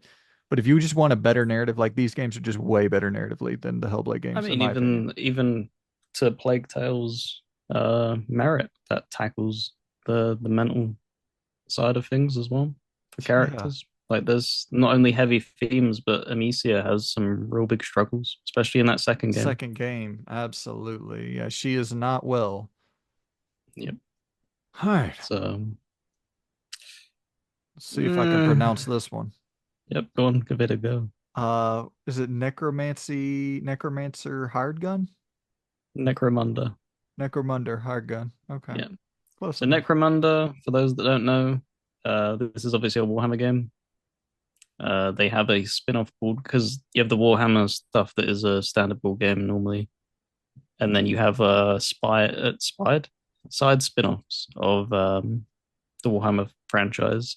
So you have Space Hulk, and then you also have Necromunda. So Necromunda usually tackles like the gangs of the universe. Hmm. So in these deep, horrible, downtrodden worlds that is just full of just the slimiest people imaginable, you're basically a bounty hunter kind of thing. And the easiest way to describe it is like Doom Eternal Light. Like it's very, very budget. It's very stiff in its animations and stuff, but it does enough right, which made me stick by it. I enjoyed aspects of it. I think they enjoyed the source material more than they probably enjoyed making the game, it felt at times. Like they had a good bit of fun with being able to interact with factions, and the voice actors were dreadful though. The people that they highlight, like your main character, is just like, man, it feels like you got off the bus and you handed the microphone to whoever was sitting there and being like, read these lines, mate. That's what that felt like. That's So, funny. um, probably in front of Trek to Yomi. I don't think I could be in good faith and say that's the good game. It's it feels like because it's a fairly new release as well. It feels like the Warhammer kind of games you'd expect them to have made years ago.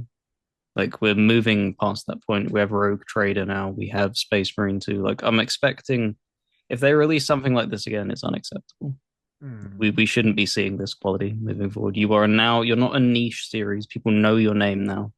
When your name is being uttered in contention for Game of the Year as an IP, you're not niche. You're a Space known franchise. Totally, dude. Space Marine 2 sold like 10 million copies or some crazy shit. I don't know if it was that, but it sold a lot of copies Yep. really quickly. So no more of that, please. House of the Dead How's remake. House of the Dead remake? Oh boy, never played arcades ever. Like the whatever you call them, the guns that you held in like the arcades and stuff. Never had that experience. Never had like the Mortal Kombat kind of experience. Oh, wow. Y'all never had Yeah, that. no, they have them over here, but it's before my time. Got you. So like they probably still exist in places like holiday ventures and stuff. They probably have like a little arcade, but it's not something that I ever personally like. That wasn't my form of gaming ever. Right. I didn't have to ever like rely on that and stuff. So this is the first time playing House of the Dead, and you would expect it to play like arse on controller, and it does. They've done a good ish job, but it definitely feels like this is something that would have. I think they did like a Wii game, right? Must have I have released on no the Wii. It idea. would have been That makes perfect. sense. Yeah. Like that's the perfect. VR would make a Um, lot of sense as well. yeah. Oh, a VR House of the Dead game. Hell yeah, that'd be perfect. But for what it is, they did a good job transferring its consoles. It's very tongue in cheek, doesn't take itself seriously, very short as well. It has the benefit of if I was in the arcades, I'd never would have finished this. I died Right. so many times, but you can just basically continue. It gives you like unlimited continues, so you can just keep, you know, bashing your head against the wall, which is nice because, like I said, the controls were lacking. If I would have had to Right. start over the game from scratch every single time, that yeah, that would have been a wrap. But and shout out to Microids as well. I don't know if they developed it or published it, but I have the physical of it, Oh, and they nice. always go the extra mile They do. for their physicals. You have like Black Sad and everything where they do like a lenticular image, put in like a it's not like a high quality um art book a lot of the time, but it's something and they just go that extra mile. So ooh, probably behind Mirage. Okay. Next to Call of Duty. Got you. It's not like an incredible experience, but like for a little short thing, if you use with all continues, that's fine. And Need for Speed Hot Pursuit, the remaster. You a big Need for Speed guy? I loved the PS2 games, and then I kind of fell off after that. I did play a little bit of Unbound, though. Mm. Out of curiosity, what was your thoughts on Unbound? I liked it. I just thought that it was very repetitive. And then whenever like you would have to, because it's this big open world, and then having to go back to like, finding the next race and driving around, and then like I kind of would prefer my racers to be a little bit either more Forza Horizon, where it's just like chilling, vibing, going, doing, It's just a or sandbox. Yeah. yeah, or just completely like straight up more race by race, more direct. Yeah. 100% with you on that.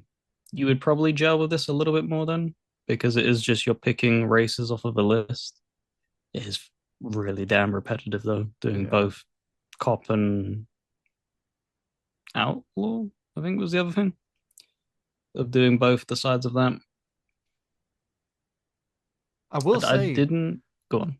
like Grid really, I've been playing Grid based off your Mm, recommendation, and it's like, yes, dude, that totally works. Where it's I want to play this because it is just race by race, but in between the races, there's something I care about going on. There's an actual yeah. story, and it's like, I why can't we try that with a Need for Speed game? I know that they had the opening of Unbound, where it's like I was into that, the opening story beats, but it's really not fleshed out to any incredible degree after that opening like hour. It's that kind of thing where when people criticize it so heavily, they abandon it because you had that in the old Need for Speed games. You had the where it'd show you like motion video kind of thing, Right. but they would blend it in, and people were like, ah, this is cheesy, and I don't like this. This is crap. So they slowly phased that out, and now it's completely basically gone. And then people are like, oh, well, how are you telling the story? And they're like, well, you didn't want us to tell a story. That was the Right. way of telling a story. Like you, what do you want us to do? Like that was us expressing ourselves artistically, and you shit all over it. You wanted slop, so here's some slop. I just think about like, man, it'd be so cool to see like a grid style story, this FMV thing, but give that Whales interactive flavor to it where, okay, I'm gonna make a couple choices at the end of each chapter and then that reflects the next. Yeah, That'd be so cool. It'd be so fun. I think yeah, F1. You need to They play the have that? F1 game. I need to find. I need to delay for me. No, yeah, I got you. The Resistor games that, or the Resistor game that's coming out, the kind of cartoonish uh JRPG inspired in a lot of instances, but it's a racing game.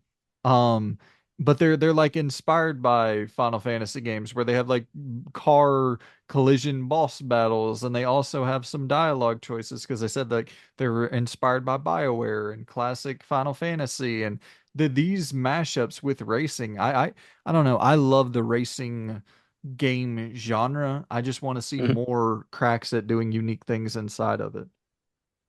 So I think it was F1 21, and then they returned to it in F1 23. It was called Breaking Point.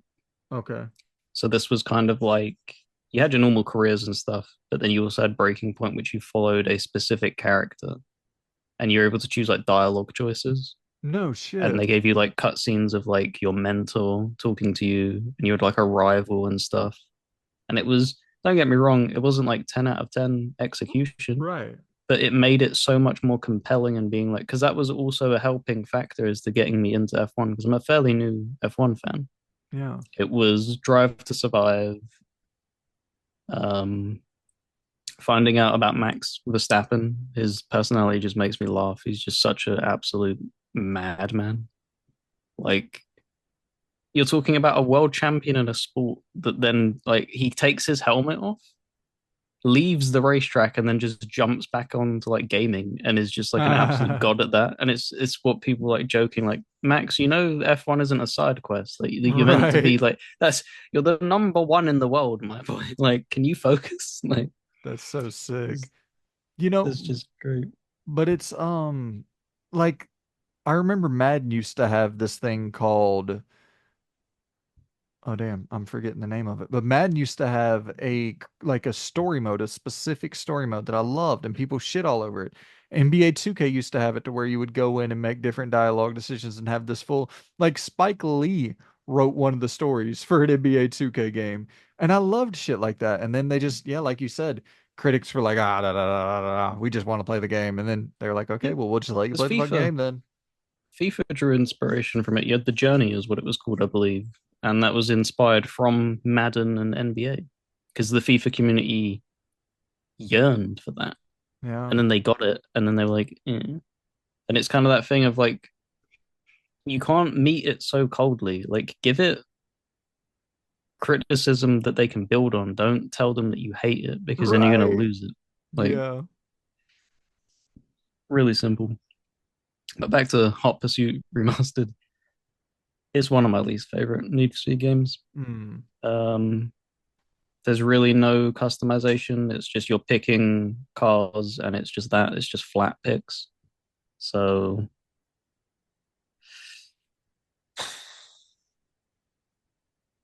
maybe in front of Hired Gun because it is a racing game, but yeah, fairly meh. Okay. That's the right placement, right? Yep. Okay. Here's the Juggernaut, not the one next to it, but the one in front of it, Gotham Knights. So I was very, very harsh on it. Speaking of being harsh, um, I didn't like it at launch. I felt like it was that kind of thing of wasted potential that we've touched on many, many times with these DC properties. This isn't what I would have wanted them to make. But going back and trying it a little bit later, it was like I can appreciate what you were trying to do. It still isn't great, but there are a little bit of rewards here that you stick with. There's okay moments. I think if I'm putting the two up against each other, Suicide Squad is a much better game than this. I don't know if you fall in that boat. I don't. I don't. You don't? Suicide Squad is better narratively, no doubt. Cutscene Yeah. wise, no doubt. Gotham Knights, I do enjoy playing it a little bit more. I don't enjoy playing either of them really at all, but Gotham Knights, I at least appreciate that I'm not going around and just shooting nonstop. Like I feel like these characters actually do have their own skill sets and I'm utilizing them somewhat properly opposed to using characters totally outside of their actual wheelhouse. Yeah. I think I fall more in line with Suicide Squad's combat, and it would have been completely flipped if you just gave me like a dodge roll. They didn't have a dodge roll in Gotham Knights. I gave them points for not having one. Oh, I hate that. I I thought about it, but I was writing down predictions for my this is no, what was it? I don't remember, but I was writing down some notes and I said something about a Souls game and it was like, obviously always going to be somewhat negative. And I said I know Souls fans are probably dodge rolling into their computer right now. I don't know what it is about that damn dodge. I hate that fucking dodge roll mechanic so much. See, I don't want it to be like a standard dodge, but you could have like tied it thematically to the character. I get what you're saying, yeah. Um, I'd have liked to see just fluidity in the movement because it did feel like when you're trying to actually dodge it was just blocking and it just didn't feel right. Yeah. Um, I think they were trying to capture almost like a movie style kind of thing because you don't Mm. see people dodge rolling in a movie because you can't. Yeah. They're trying to do like the blocking thing, trying to imagining was it I Michael just Keaton yeah. in like an old Batman film trying to dodge roll? That would have been hilarious. Oh my God. That is so funny. Um, or Clooney. But yeah, mm, I don't know where I'd actually land it because I did end up like warming up to it to like a 7 out of 10 basically, and it never moved from that. Sounds like a C.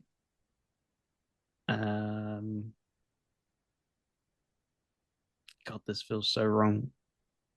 Second place and C. Oh wow. Okay. So right below Crackdown 3. Yeah, Interesting. Yeah, I mean, Wanted Dead is much more unique, but like gameplay wise, I don't know which one I would take out of the two.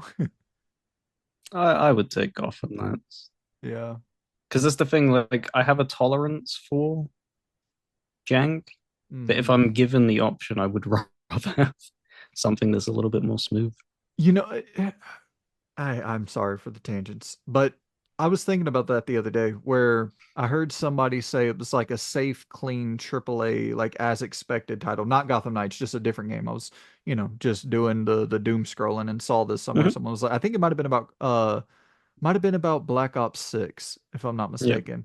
And they were like, it's a safe AAA. And I was like, what do y'all want from these AAA? Like, eh, why would we not want them to be polished? It's the only thing that these companies can do better than the double A's. Like they're not more creative, they're not more unique, they're not more innovative, whatever. But like the one thing we can at least expect and hope for is that they're clean and pristine and polished and like that it feels like a big blockbuster. That's the only thing they can do better than the indies is put a bunch of money into something. So like let's keep forcing them to put big money into big games. They wouldn't have any purpose in the industry else otherwise.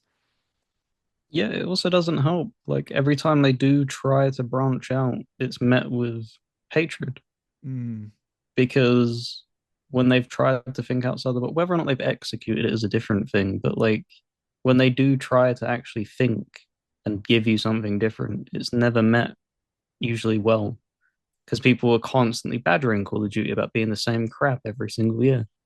And then they went through like a 5 year period of like trying to overhaul their movement system and adding like futuristic wall running components because like, oh, Titanfall got a lot of love and stuff like that. And then people are like, well, we hate this. This is the worst it's ever been. And it's like, you can't have it both ways. Like, if you Yeah, want them to be artistic and, trying different things, some of it you have to be prepared that some of it will fall flat. totally. And I think I've not given a ton of credit to Black Ops 6, but I think they've finally found that balance.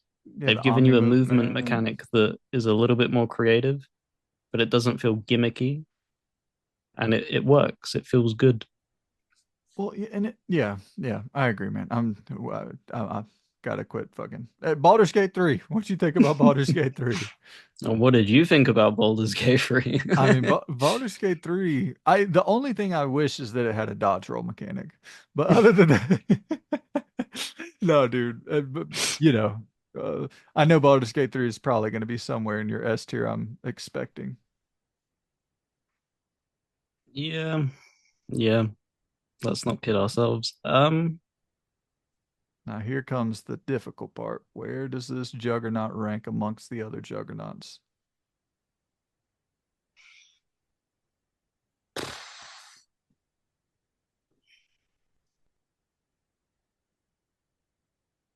Man, that's the hardest one so far. First place. First. Yeah.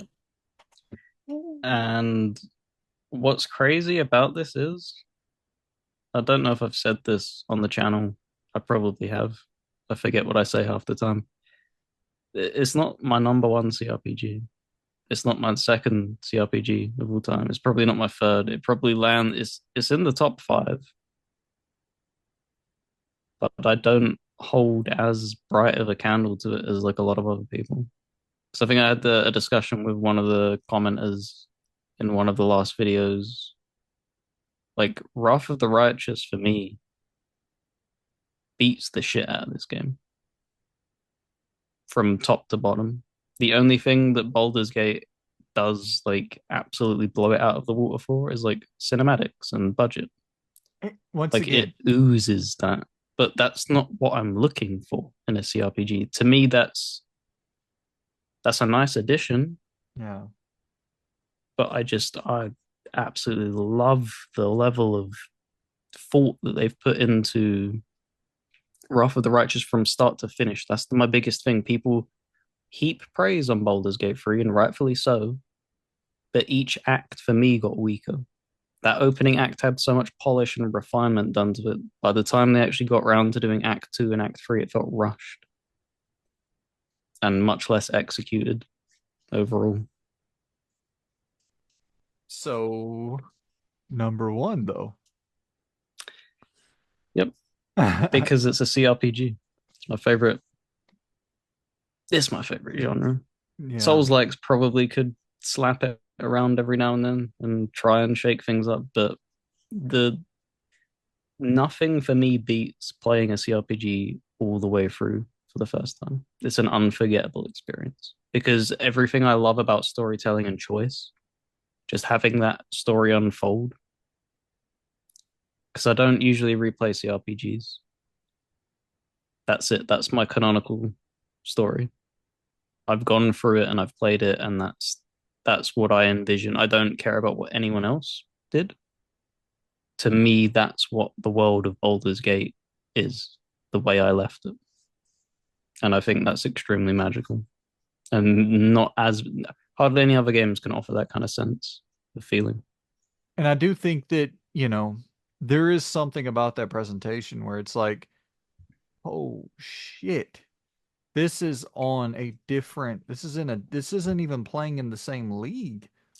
It's not even it, it doesn't even make sense Did at times. you did you watch the Raphael fight?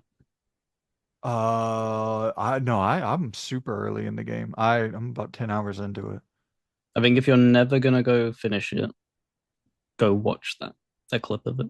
All right. I'll have to check that Because out. not only is it an incredible like build up, if you wanted to watch like the cinematics building up to it, how many games do you know where the villain sings his own boss theme and it fucking kicks ass?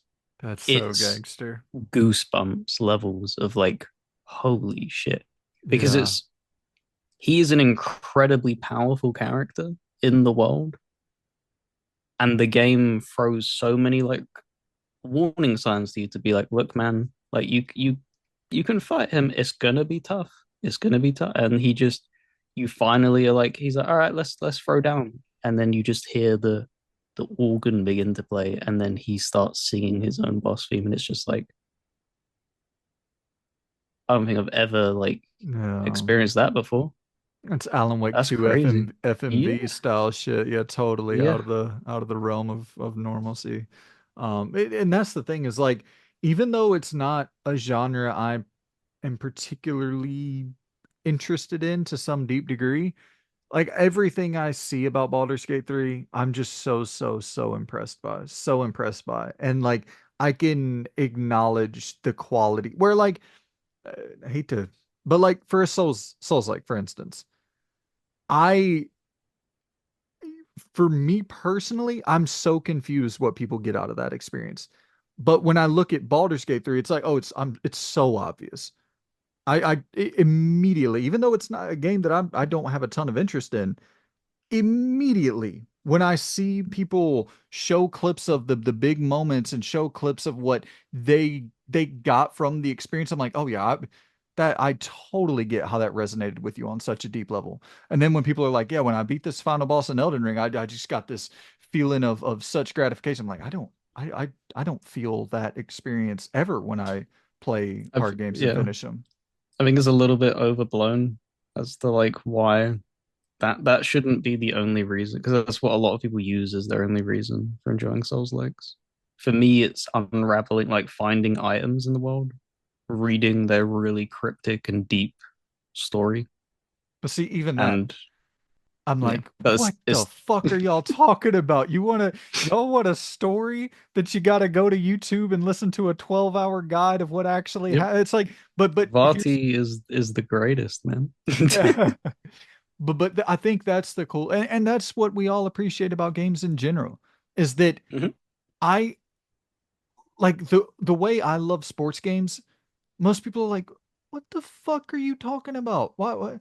But there's a level of nuance to each genre that if you dive deep enough into it, you can really unravel the complexity. You can really unravel a very not front-facing story, and you can have it explained in a 12-hour, video essay, and there's so much more depth than you would ever understand. If you're really into basketball or really into football or really into soccer or whatever, and you put hundreds of hours into those games, there's a level, dude, it, totally, once again, apologies, Loon, this is your video, but there No, welcome it. there is people talk about, hard games all the time. like a Souls Mhm. game or whatever. Go and play a motherfucker that has 500 hours in FIFA or Madden or NCAA. Dude, y- hard isn't the word. Impossible is the word. And that's like I feel like sports games so often get disrespected in terms of the complexity that is on offer. If you really understand those games, how good you will get at those games and how bad or how hard it is to ever compete on that level if you're not as good as those people is staggering.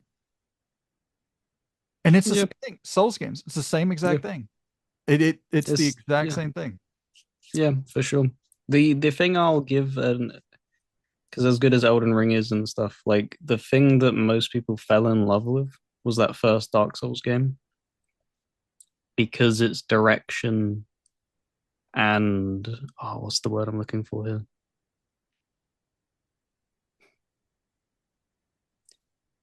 The specific nature of what was going on in that game and how they wanted to tell the story. So like everybody has the ability to basically come back to life. That's what explains like the you can't die mechanic. Mm, And how they wrapped that up is, he knew he wanted to make an extremely difficult game because those that turned off the game went hollow. That's their canon, basically. You gave up.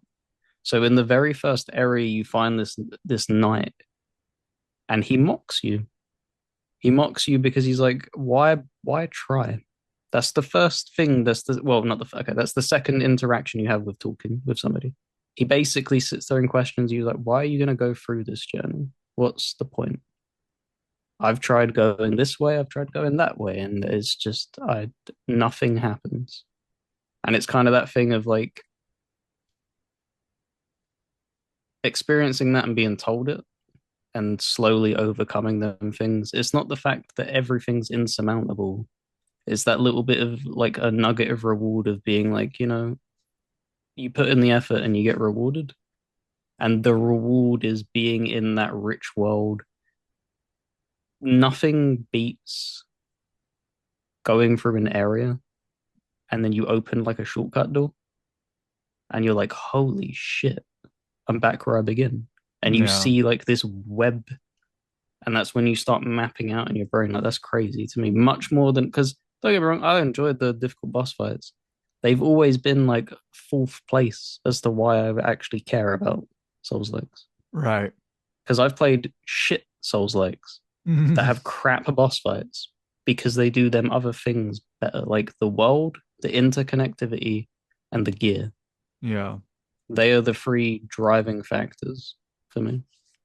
I will say that's the one thing about Souls games that does seem appealing, um, is the idea of you can totally take on different bosses by respecing your characters in whichever way you choose and like having to actually understand the boss to respec your character appropriately for the specific boss. I do think shit like that is pretty cool. But yeah, that But they will never, ever, ever, ever be your thing. I do think like maybe once I retire or something like that, it just genuinely, man, I can't get my damn blood pressure any higher than it already is. I'm on borrowed time as is, man. I gotta limit all stress as much as possible. But the weird thing is something like a Sifu will click with me, but it's because I love the combat, and that might be the thing with Souls likes. I love the combat so much in Sifu that I don't even find it stressful. I just Mhm. like playing the game. So I think that might be the thing with Souls players where I don't like playing those games. And so Yeah, it becomes like a task for me more than like an enjoyment thing. because I've had people look at me weirdly when I say that I find them relaxing. Right. I find the combat relaxing. It's not obviously you have a few things jotted in the games where it's like Jesus Christ, that was a difficult spike. But for the majority of it, when you're doing most about 80% of combat encounters, and you're like, yeah, you're just flowing. You're not even thinking about what you're doing. It's just second nature, and it just Totally. makes you feel like a badass. I got you way off track, man. I apologize. We are on to what is it, F1 Manager 23? Yeah. So Yeah. this was a polish up to finish off the 100% before the 24 game came out. Nice. And then I was hit with bad news that they were not supporting physical anymore for the series. So it had to be Oh digital. man. And I was like, that hurts. But ah in comparison to manager games, it's probably a little bit lacking. Especially this one, like 24 is a massive step up with like the creator team and stuff like that. I enjoy it for what it is, but it's very simple. A lot of the time, it's you're playing at like 30 times speed and you're just clicking a knob basically to go faster, go slower. It's pretty simplistic, but I don't know, it's just satisfying. Not everything needs to like entirely challenge every fiber of your being. And if you enjoy that sport as well, because I'm sure if they did, for instance, like a Madden WWE game. simulation like manager thing, you would probably be like, look, man, even if it is just clicking buttons, just the thought of like, this is my team. I control every aspect of this. I'm overseeing how everything's run from top to bottom. And just, there's just, when you're in to that sport, you care about the little intricacies and details. Totally. It's GM mode for the WWE games. Like Yep. that is it's my shit so much. But where would you rank this bad boy?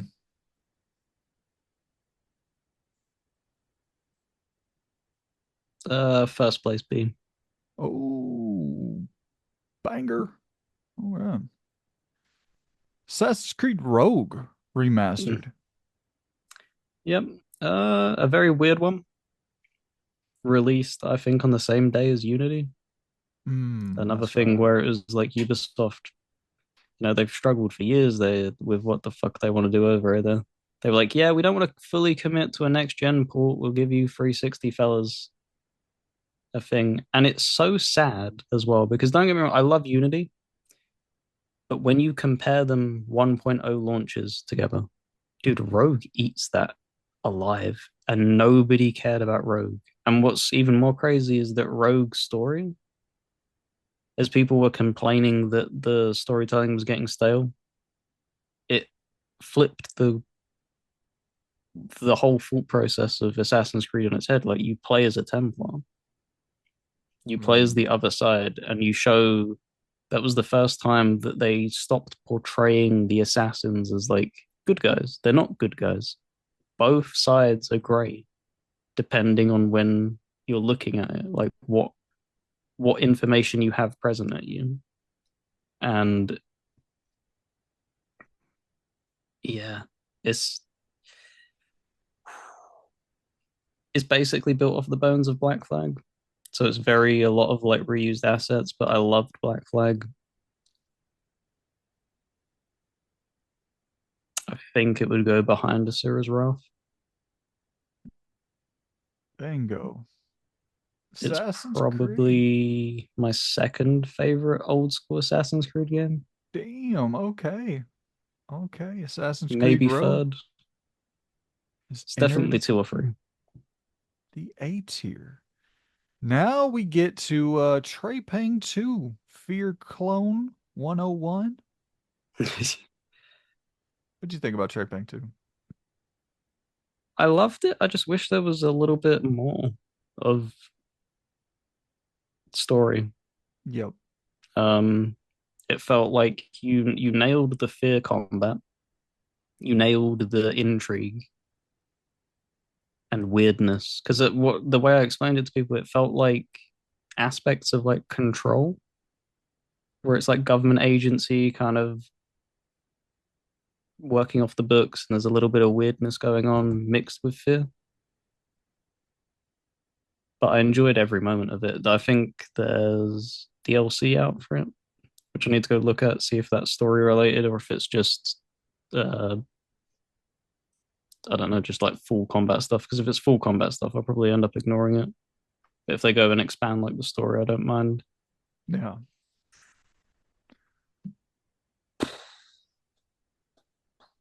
Top of B maybe. At the very top of B? Yeah, yeah. Like I Really? enjoyed it. It was nice and short and sweet. It didn't Okay. overstay its welcome for me. I enjoyed the combat a lot. Huh. And I think it benefited from it. This wasn't like my main game that I was playing. I was doing like 45 minutes a night, chipping away at it Yeah. that way. And that's like the because if I was to sit through the whole from top to bottom, it could get kind of stale. That's why I That's was doing it for 45 minutes a night. that's how I've been playing Grid, and it's really been beneficial to the game, the overall experience. Kingdom Come Deliverance. This is not one you can play 45 minutes at a time. Uh, so I know you played this. Did you just 100% it this year? You went back to it, Oh or? my God, 100% this game? Are you crazy? Ah, You think you think Lords of the Fallen is difficult with like a permadeath mode? Try being a peasant in 14th century Bohemia dude, I actually bought it. permadeath. I bought it, and I was like, I'm gonna play this before Kingdom Come 2. I'm not gonna play this before Kingdom Come 2. I think I'm just gonna jump into the new one. I heard they have a good intro that kind of leads you in and gives you the update of everything that happened in KCD1 or the big moments. So I think the biggest draw factor for this game, um, if you're really into history, play the game. Like if you love learning about history, because it's something they paid especially close attention to. Just even the minute things like you're not it's not a hero story. You're you're always treading water, just keeping your head above it, barely surviving in a lot of these encounters and stuff. Like you're not Geralt, for instance. You're not Right. just blitzing through things. If you go into an enemy camp, it's highly likely you're going to get absolutely beaten the shit out of, and you'll wake up naked like halfway down the river because they've kicked your teeth in and they've robbed you and they've just dragged you into the brush and then left you there. That's so funny. And it's funny because I have a story tied to that is that you you have like a kind of a fast travel mechanic. So you can basically be like, I want to travel to Skalitz from here. And then it will load up the map and then it will show a little figure piece of Henry traveling on the road. And then every now and then you'll get like a random encounter roll. And it rolled this like wandering noble. And he challenges people to duels. He was like, I challenge you, sir, to a duel. And I was like, I don't know about that, man. Like, I'm not very good right now. I'm like half naked. I'm bloody. I'm bruised. My blade is blunt. And he was like, "Oh, no worries then, sir." Because I thought he was gonna have to end in combat or something. Like he's gonna be like, "No, fight me, little bitch." But he is. He was like, "Okay, good day, sir." And he turned around, and I was like, You I could. just saw red there. I was like, "You got some good shit on you, man." And I crouched Oh down, choked him out, robbed him of all of his stuff, dragged him into the no. brush. Went about my day, and do you know what was even funnier? I Uh, ran into him again, and he challenged me to the door, and I was like, "Yeah, come on, in, bitch, let's go." He ah. didn't. Unfortunately, he didn't like reference it. That would have been Oh, that would have hilarious if been he did. so That would have just been like sick. the cherry on top. He was like, "Yeah, I challenge you to a duel," and I was like, "Yeah, let's go, man. I got this like noble knight sword. I got this incredibly good plated armor that I totally worked for." I'm It was so just, excited to jump into the second one, man. That sounds so fun. it's just such a wild game, and just So, that storytelling is very.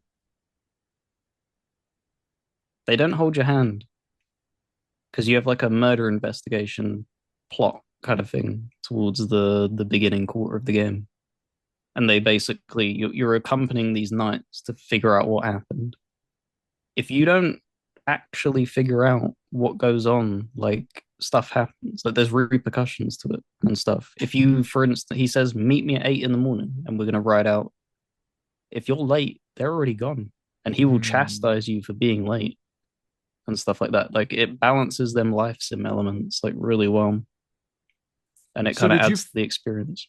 did you finish it for the first time this year? Yeah. Oh, okay, okay. I see. I see. I played it at its launch and it was kind of rough. And I booted up again, I think like 8 months after launch and just lost interest. And then when Kingdom Come 2 was like announced, I, I was like, all right, let's go. let's get this over and done with because I'm gonna want to Yeah. play the second game. I'm just stuck through with it. And don't get me wrong, it has some really low lows in some of the parts of the game, but second to none in other aspects. Like the thought of like learning to read is crazy. And like having to actually do that as like almost like a mini game. Like they open the book and it kind of it's like how you would imagine somebody who has like dyslexia trying to read and it like fucks up all the words and the thing and you can kind of suss out what it means. And Yeah. that's how you learn to read. And if you give the right answers, it then gets more clearer. And then you know how to learn to read Latin. It was really cool. Damn, that is sick. You saw they moved it up February 4th now, I think. Yeah. KCD Move 2. the move the release date up to not compete with I'm the assuming Monster stacked. Hunter and Because yeah. it's like, look, we accepted your broken game last time. I think people would rather just have a bit of breathing room and be like, "Oh, I'll come back to this."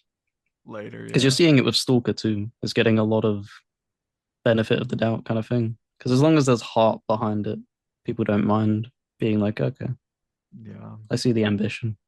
totally. I dude, I'm excited to give me a 10-day separation at least between this and whatever the next I think like Assassin's Creed Shadows or Avowed, whatever's next after it.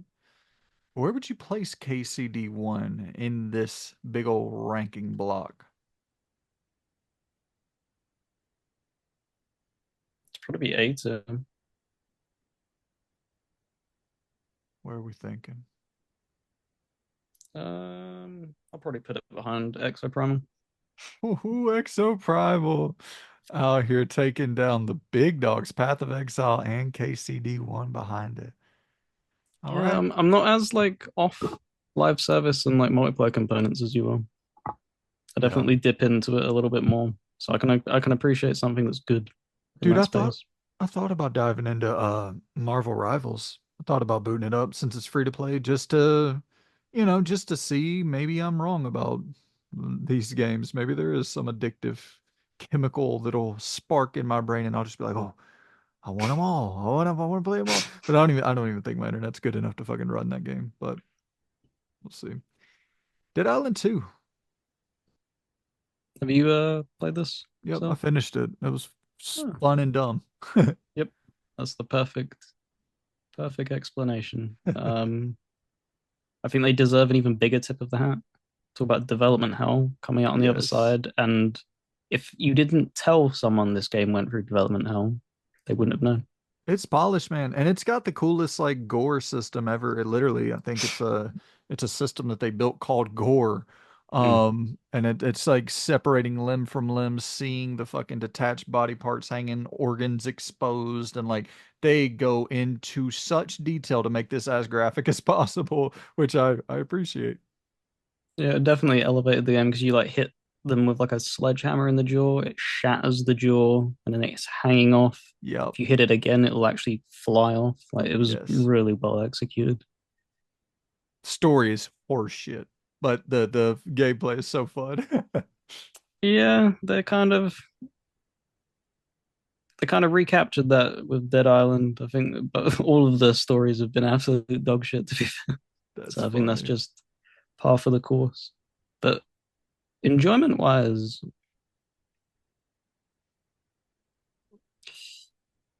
probably top of B, I think.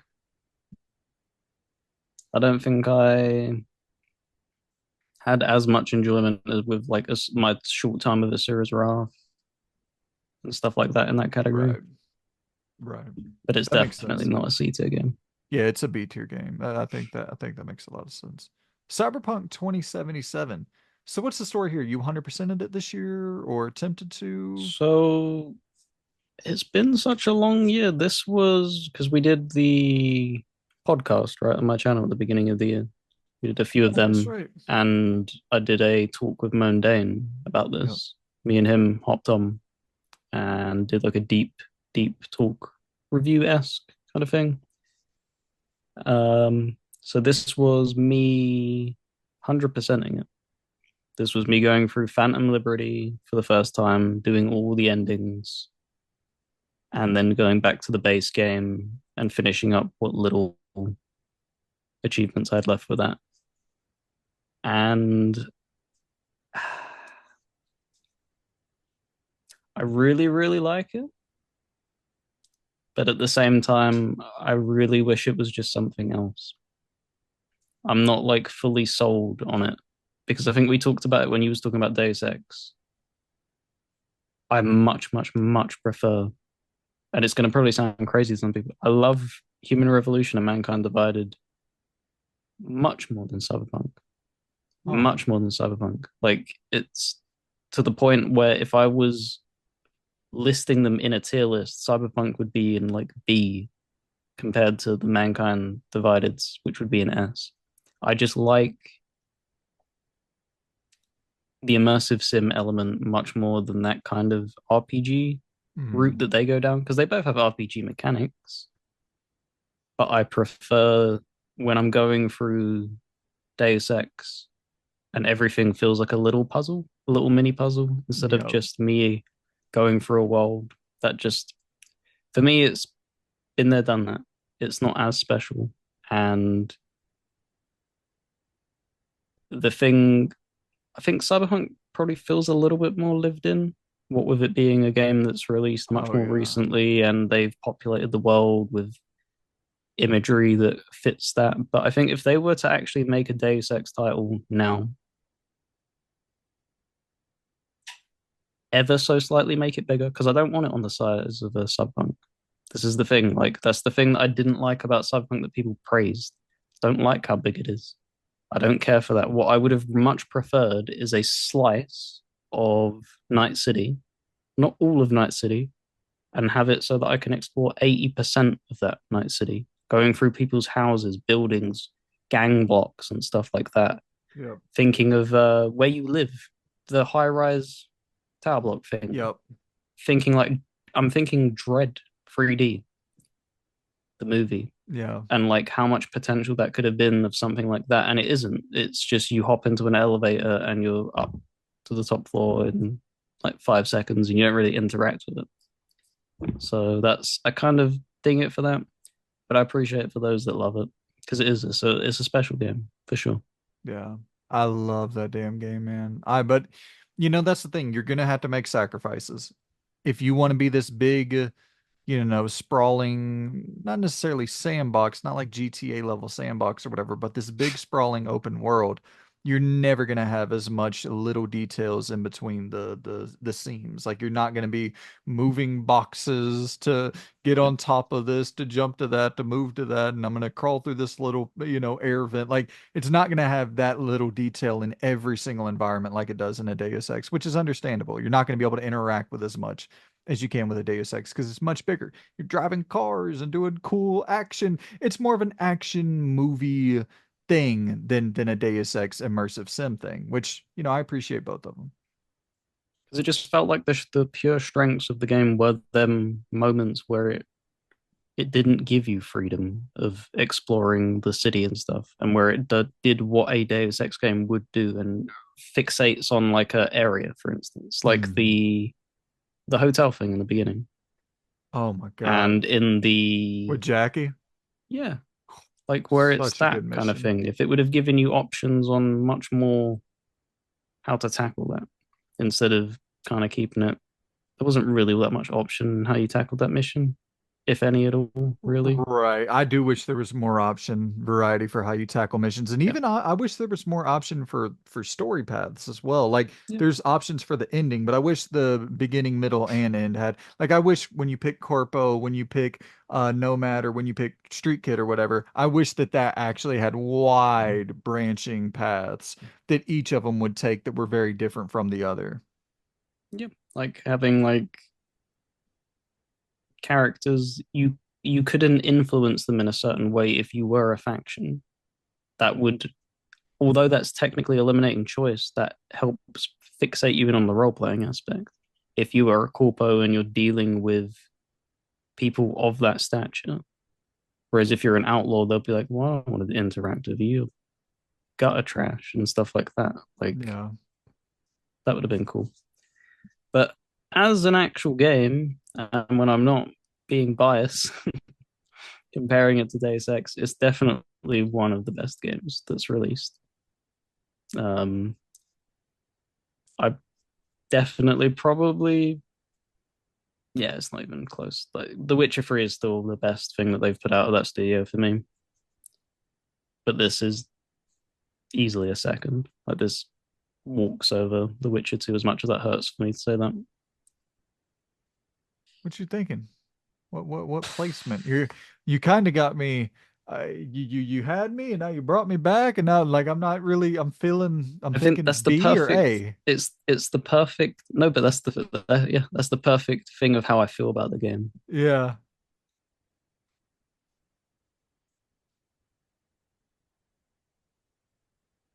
Behind Elden Ring, S. yeah. Okay. That was a roller coaster load. It's because this is the thing. If Deus Ex didn't exist, if I didn't experience that game, this it wouldn't have been as big of a roller coaster. I Well, resonated with Deus Ex so much. you know what I think it is as well is I think you love Cyberpunk so much that you want Yep, more from it. Like you yep. see like, oh my God, imagine if it was this and this and this and also that. But at the same time, when you remove that part of you that's going, I could love this to a level that I've never loved anything. If you remove that part and then you look at it for what it is, you're like, what it is still fucking excellent. I'm like that with a lot of the Grand Theft Auto games. Where it's like, oh, imagine if I can make choices in these games. Imagine if I can, but at the end of the Mm. day, remove all of the things I wish it was doing and look at what it is doing. And you're like, And oh my still God. what it is. Yeah. Yeah. That's what I mean. It's as I said, one of the greatest games of this generation just gone.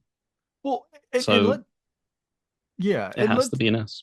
let's just stay right there with what I just said. I'm looking at Grand Theft Auto games going, I wish we could make choices in a Grand Theft Auto game. Well, hey, there's something pretty close to it called Cyberpunk, which is fucking crazy that you're able to make choices in a game where you're driving cars and in a big old open world. Like it is crazy what the game pulled off. Yep. But regardless. Now let's talk about the best game on your tier maker, without a doubt, is Star Wars Jedi Survivor. So let's go ahead and move that over Baldur's Gate goes to What'd you think about Star Wars Jedi Survivor, man? I mean, it sits in that S tier. Keep it in No there. shit. Yeah. Awesome. Yeah.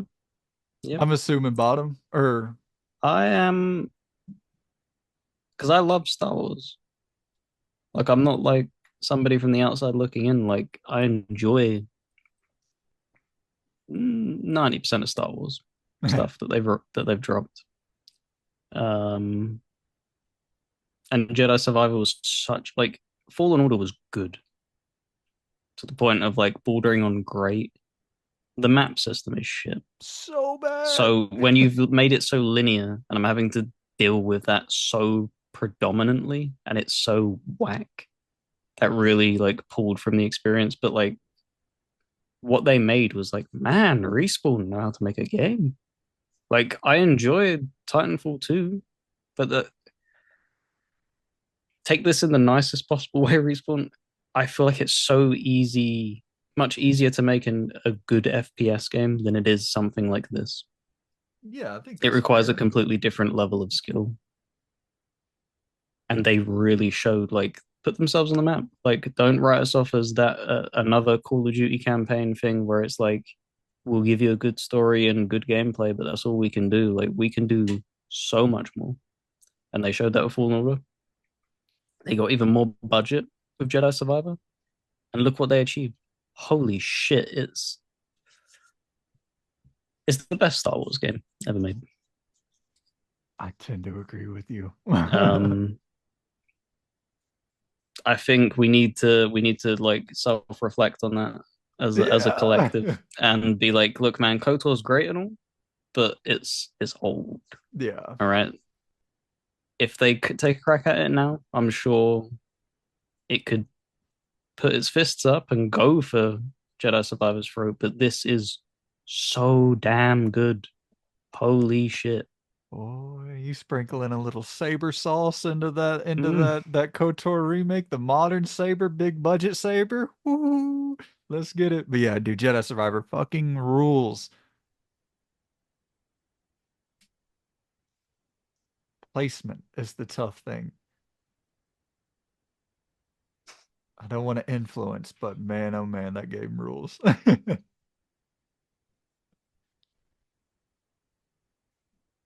It's behind Metal Gear Solid.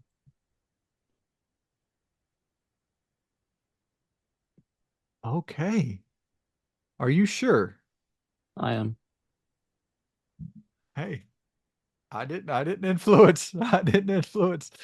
I didn't influence. I'm happy to see it, but I didn't influence. Yeah, it doesn't have the importance the Metal Gear has to me. Metal Gear Solid 5. Yeah. Silent Hill 2 really just the reason I can't let it go past that, like Silent Hill 2 opened my eyes to To a so much new. this year. Yeah. It's so important to like recognize that. Lords of the Fallen is just like the kind of like pillars pick where it's like it's nonsensical that that's second, but that's it's a me pick. Yeah. It's to 95% of the people that are going to watch it and go, what the fuck is he on about? Sue me. Yeah. And then Baldur's Gate is just the CRPG of the list, so it has to be number one. But yeah, Jedi Survivor, it's every moment of that game felt good and fun. I can't think back to a moment where I was like, this is kind of a slog. Every part of it just felt great to explore. The combat was great. Even just the little like certain characters showing up when you did like full on side quests and you get that as like a sprinkling of a reward. It was so good. And the mini games as well. Like everything. Dude, the hollow tactics so Yep. fucking addictive. So, dude, the end of the game, like that last 2-ish hour run where the big thing happens, and obviously we're not going to sit here and spoil it, but like whenever that revelation is unraveled completely, and you're like, oh, this, uh, okay, didn't expect it to go in this direction, huh? All right then, now I'm so fucking invested in, let's just say, these characters. We'll Yeah. we'll we'll we'll leave it there. And the not to spoil precisely, but whenever there's a good base attack, Yes, that feels so dude. good. That feels so good when you execute that. When you just you've had this power fantasy trip the whole time, and the game, whenever the game comes back and slaps you back with reality and being like, you're not untouchable. We can take things away from you at any time. Do not think you're untouchable. That's Yes. all. And when it's executed as well as it was in that game, it's so satisfying. The dual wielding the lightsaber so fast. Man, yes, dude. All right. Your PayPal is what again? I'll send you that money for placements. All right. Liza P. uh,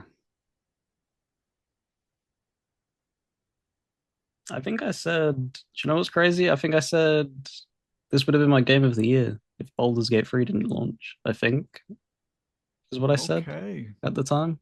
Okay.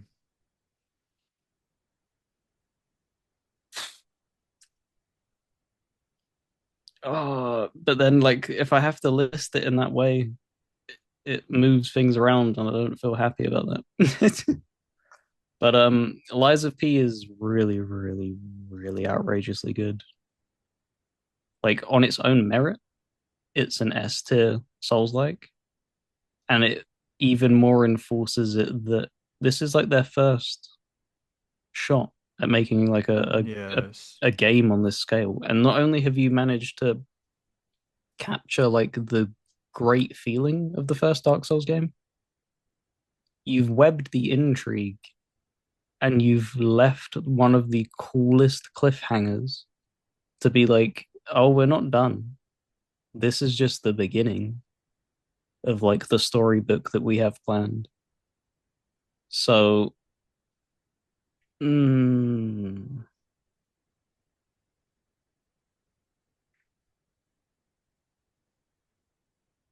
damn, it would have to be second place in the Esther. I'm sorry, Silent Hill. It feels bad pushing you Oh. out of third place. Okay. This is getting interesting. Liza P in at numero 2. the reason it edges Lords of the Fallen, for those that are probably not even wondering. It doesn't have performance issues. That's the thing. Like it runs smooth from start to finish. There's no dips in quality. Whereas in Lords of the Fallen, it's so ambitious trying to be an Unreal 5 engine game. It kneecaps itself a lot of the time trying to do that. Whereas Lies of P has a strong art style and just really, really connects well. Yeah, dude. I mean, So, unique factor alone, it is mm. one of the, if not the most unique Souls game I've seen in my life. So shout out to it. All right, RoboCop. You beat this as well, right? Absolutely. Game fucking rules. You're a lot hotter at than I am. Okay. I respect it for what it is. It's not a bad game at all, but it's kind of like if you were to ask somebody, like nobody puts Alien and Predator side by side. You always like skew one to the other. So that's how I kind of feel with like RoboCop and Terminator, with what they've Mhm. both done with the games. The Terminator game fucking rules. Yeah. I don't care for RoboCop. I've never like cared for the movies. They're not. I've always been a Judge Dredd. I think I said this before when we talked about it initially. Judge Yeah. Dredd is like my shit. RoboCop, meh. Did you But finish it this is a one? hell of a lot of fun. Sorry, Did you finish RoboCop the game? 100%. Dude, I was so stunned by like it's a choice-based RPG at times. Yep. Like you're making dialogue decisions and shit. You're going to damn therapy, sitting there Yep. being psychoanalyzed and having to build out the psyche of RoboCop. It's like, what the this is so I never would have expected it to go in this direction narratively. The political corruption and kind of Yeah. picking your alignment if you want to align at all with anybody. Dude, I was stunned by how much narrative sauce was sprinkled into this thing. I think it's the perfect balance of like a double A game tackling that many ambitious like plots and moving parts of the game because they did the same choice-based thing with the Terminator game. I think there was slightly fewer of them than them Mhm. in the RoboCop game, but they definitely know what they're doing. Placement. Uh, This is you got a stacked list, man. I feel for you having to sort through this thing. in front of King Kong, behind Valhalla. Okay, okay. I'm not red hot on it, Gotcha. but I enjoy it. The combat's kind of fun. It's very brutal for what it is as well. Yeah. Like they don't pull any punches, but it's not Terminator, man. Oh boy. Now the opposite is true here, I think. Vampire the Masquerade Swan Song. I think you're way hotter on this than I am. Unfortunately. That game was busted, dude. Shit, man. Um, I will say this, I'll put my hands up. Of all the things on this list that I've ranked and what's remaining, so Inquisitor Martyr, Evil Within, Vanquish and stuff, I will be like, look, man, you can't really argue they're my opinion. Like, respect it. This, you can eat me in the comments, like to shreds, because I'm giving it way too much praise because of the name alone. Yeah, I got you. It is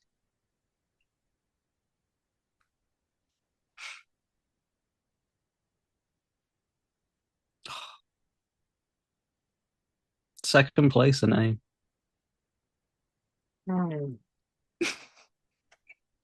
Oh, oh, okay. I feel my finger trying to rebel against this choice here, but And it's wrong. And I will put my hands up. It is wrong. yeah, it It is is. wrong. It is so, so, so wrong. But look, man, what have I had to eat as a vampire fan Yeah, yeah, yeah. since Bloodlines? Yeah, live You've service given me, game. you've given me visual novels Yeah, and this. yeah. This, with how as many flaws as it has, I don't know how they made it so broken. Like, what on earth did you do to make it? Like, because I don't know if we spoke about it. I initially played for it at launch and soft locked myself in a room. As did I I. made it 8 hours in and soft locked myself. I could not get out. I couldn't load any previous saves and everything. I was like, what the okay. Kind of annoyed at that. Uninstalled it, put it back in like 4 months later, and was like, oh, it's had like tons of patches. Like I've gone and scrolled through, like they've said they patched this, fixed. So I wonder if they fixed my thing specifically to the letter. They turned around and was like, yeah, we can't fix this. Oh. This exact like crashing point, a lock point, we don't know how to fix it. So it's going to be something that you're gonna have to start the game over again. And I was like, all right, all right. And I made it 3 hours into that, and it also broke on the playthrough. And I was like, what is wrong with this game? Like, how bad is your DNA? And what I figured out, and I didn't run into a problem after this, is I guess I could be partially to blame. I don't know how you consume dialogue, but I read faster than they speak. Exactly. I don't care to listen to them speak if I've already read it for Yep. very few games. So I click A and I'm skipping through it. This game, for some reason, on its back end, will eventually, after you've done that enough, it just becomes brain dead and doesn't know what to do. You stop losing the ability to interact with objects because you're skipping through dialogue. So once I found that out on a thread, and it's like nobody's posting this either because there's only like three madmen, me being one of them, that actually fucking went through the game like 4 times. Wait, you played through it And 4 times? not to Oh, okay. completion. Oh, Like I right, ran right. into like Bugged out. obstacles. Like Right, it would right, have been right. like my fourth playthrough, Gotcha. and which is four more than probably it deserves. Yeah. But it's got a really good story though. That's the crazy thing is that I think this was from the team of the council, like or of a Vampire the Masquerade thing. There's so much choice. Yeah. Holy shit, there's so much branching paths. And that's what makes this so sad is that you never figured out how to fix this game. I don't know what on earth went wrong with it. But if this actually worked, it's weird because it fits into the same vein as like Bloodlines. Bloodlines is a broken mess. If you try to play like a vanilla version of it that's not modded now, it's broken beyond like belief. Like if they figured out how to fix these two games and like re-release them, I think they would be red hot. But yeah, The story is intriguing. I'll give you it's that. really damn good. It has good payoff. That's the crazy thing. Like it builds all this stuff up, and it's got like some of the best payoff. Well, Loon, I will never know because the same thing happened to me. Your game totally bugged the fuck out. But hey, dude, it's like Alpha Protocol is one of my favorite games of all time. Someone would look at my list and be like, "It barely works." I'm like, exactly. It's It's like like, yeah, mhm. it's like the So you Stalker get it. fans. Yeah, that's right. It's like the Stalker fans. I've seen so much of that where, Yep. someone will post a 4 out of 10 review and the fans be like, yeah, sounds like Stalker. It's like, Yeah. okay, okay. I, They don't agree with the score, the actual numbered score, but your critiques, they're like, yeah, that's a stalker experience. Yeah. yeah. Well, it's like, I even appreciate the people who are like, yeah, that's probably about a 4 out of 10. My third favorite game of all time. I love that. It's like, there needs to be more of that in the world where it's like, yeah, Alpha Protocol is not a fucking 10 out of 10, but it is to me. It's probably objectively like a 6 out of 10, maybe even Yeah. less, especially when it came out. But to me, it's like one of my favorite games of all time, and both of those things can be true and coexist in this utopia that I'm Self-aware trying to build. bias is so important because like Luke Right. Stevens kind of dipped his toe in like hot water with giving like Outlaws like a fairly easy ride. And he was like, look, man, I just love Ubisoft games. Like, if you want a really, really strict viewpoint on them, I can't give that to you because they always will just have like a little soft spot in my heart. Like, I'm always going to go a little, I'm going to pull punches on them. I'm not going to go full Mike Tyson. And Yeah. everybody has that genre IP game. Honestly, it might be the exact same thing with me. Fucking Ubisoft games. Like I, I shit on a lot of them. Like Watch Dogs Legion, I thought was horrible. I thought, Yeah. there's certain ones I'm like, this sucks, but I love the Ubisoft kind of slop, if you will. Resident Evil slop, if you will. Like there are things that I'm just my blinders are on where I'm so biased. And everybody has that shit. And here's another one for you. Yay. No, it is. This is very low budget in comparison. Ambitious though, very Yeah. ambitious. It's a Diablo-like set in the Warhammer universe, and I believe Neo Core made it. I'm not mistaken. I think it's the same people behind the Incredible Adventures of Van Helsing, and it's definitely very low budget. But just again, I think it goes to show how many people love Warhammer that are game Yeah. developers. Because when they get on a project and they have passion behind it, like so much passion oozes from this, so much passion oozes from Space Marine 2, from Rogue Trader. Like it's astonishing. And in many ways, this does things so much better than Diablo. Maybe 20% overall. 80% of it definitely is like, man, this is rough. But you're talking like giving you choice in a Diablo like having like the story pan out. You can either become more radical or more Puritan. Oh. So you have completely different options on how you deal with alien races, different characters and stuff. People can live and die by your choices. It's not just like hold A and get loot. That's a big part of it. But there is a good amount of like spice there as well. Speaking my language a little bit, Loon. If you can get it on like a good deep sale, it'd be good to like dip into. Yeah, It just to is a check bit, out. yeah, it is a little bit difficult to bite into in the beginning, but yeah, I like a good Diablo style.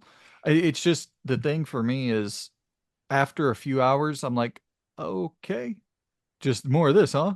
Like a lot more of this. And if there's a little sprinkle of narrative, a little choice, a little agency, okay, okay. Because I like don't playing Diablo games. know. Yeah, I don't know if they. I know they have like really good opening cutscenes. I can't remember if there's cutscenes throughout, but I know there's definitely choice and stuff. Yeah, I don't necessarily need cutscenes. Like, Okay. the fucking a lot of games I like is just straight up you tell me the story through the little bits of text and I'll make a choice. Yep. Um, so where are you And thinking the again, placement of this bad boy? another 100% Oh, 100% of because it. I'm a madman. Uh, Aita, first place. First place in the A tier. Yeah. Okay. Sorry, Shit, Exo yeah. Prime, where you finally get bodied. But look, man, Warhammer's always very close to my heart. And if there's a good Warhammer game, it will get shouted out. Well, dude, we're down to the final two. The Evil Within is next up on the chopping block. How do you feel about this game? I don't know if we've ever talked about the Evil Within one. We always talk about two, but we don't I talk think about I one often. briefly discussed it on here. I don't enjoy it. Okay. You don't enjoy it. I don't like. Before you dive into it, did you finish it this year? Yep, I Okay. finished it and all the DLC. I did everything. I didn't 100% it though. I'm not Right, playing right, that right. game in a Kumu mode. Fuck that.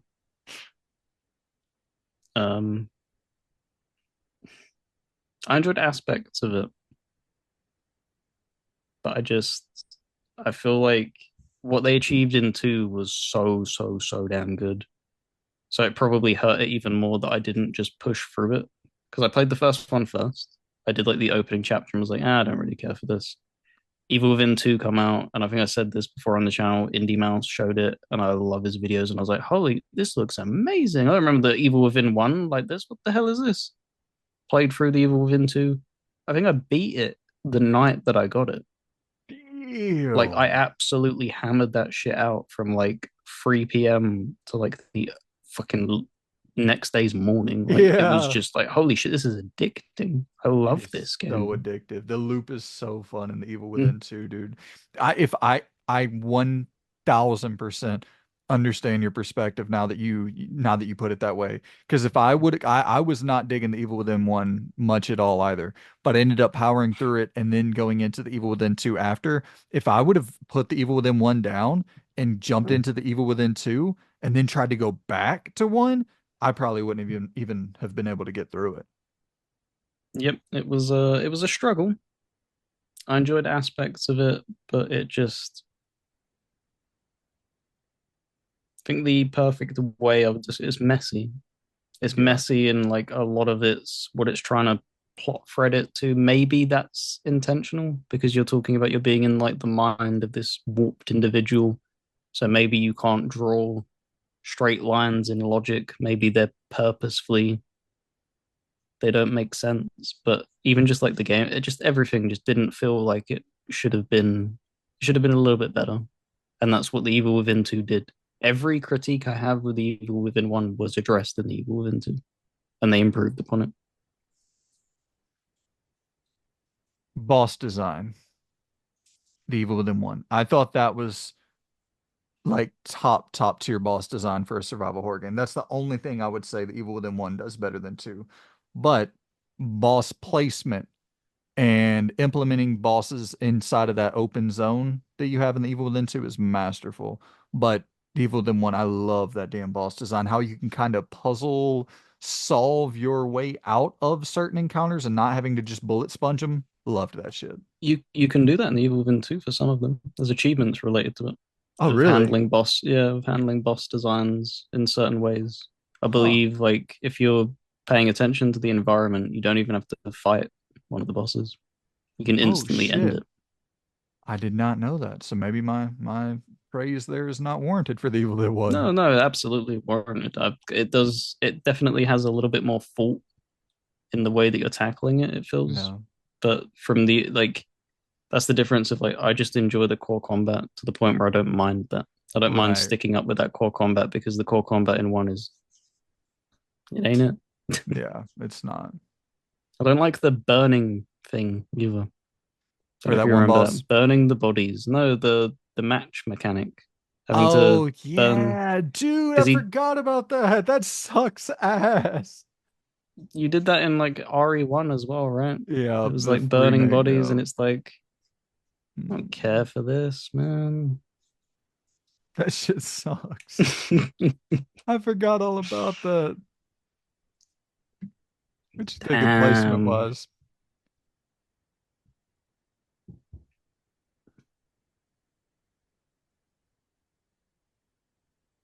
In front of Plague Tale. Okay. Behind Punch Club. Yeah. Oh, my bad. How did Punch Club get moved? Boom. There we go.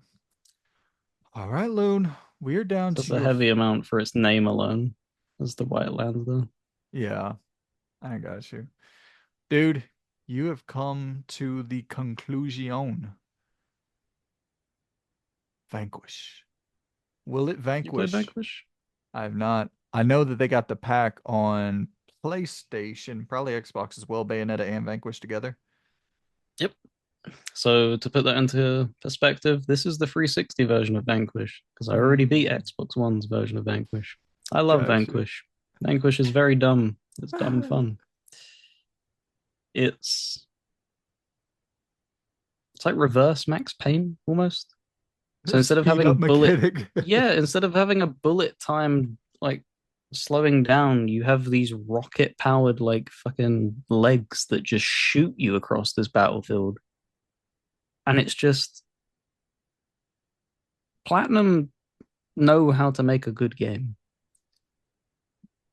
Like I can't me personally, everything I've played Platinum's put out, it's never been below an 8.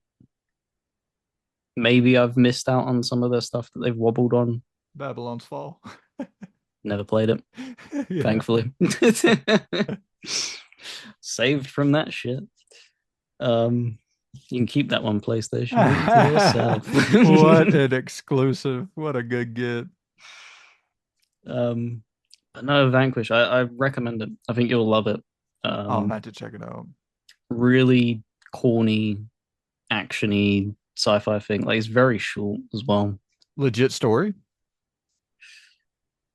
Get I don't know. a little bit No, of probably something. not. The majority of the stories being carried by you having like macho man fucking square off kind of like personality with like your commander guy Well, I'm going to buy it now. who's like this buff fucking he's huge. He's like fucking Wolverine on steroids. There's like a minigun for an arm and everything. Shit, I yeah. can't remember his name. He's an iconic if you hear his voice, you'll know him from other stuff. And then you have your guy that what's his name? Sam, I think his name is your character. And it's just if you're not shooting, you're smoking. And that is that is it. That's the whole game. If you're not shooting, you're smoking, and it's just so much fun, so dumb fun. Final placement. It's probably in front of Rogue. I think overall, if I was to finish Asura's Wrath, it would trump it. Right. But Vanquish is like, yeah, you do need to. It's always on deep, deep sale as well. So like the next time it drops to like a dollar on sale, $2. It's on sale right now. I'm gonna have to go buy it. Yeah. Um, well, Loon, here we are. Have a look over this list and let me know if there's anything you want to swap around. I feel like we did a pretty good job of placing the games as they came and not because that was something I fucked up massively on when I just did my backlog list. I waited until the end of it to do the actual placement. I massive mistake. You start making all sorts of rounding errors. So I think this is the way to do it. I'll make sure to do that for my game of the year ranking.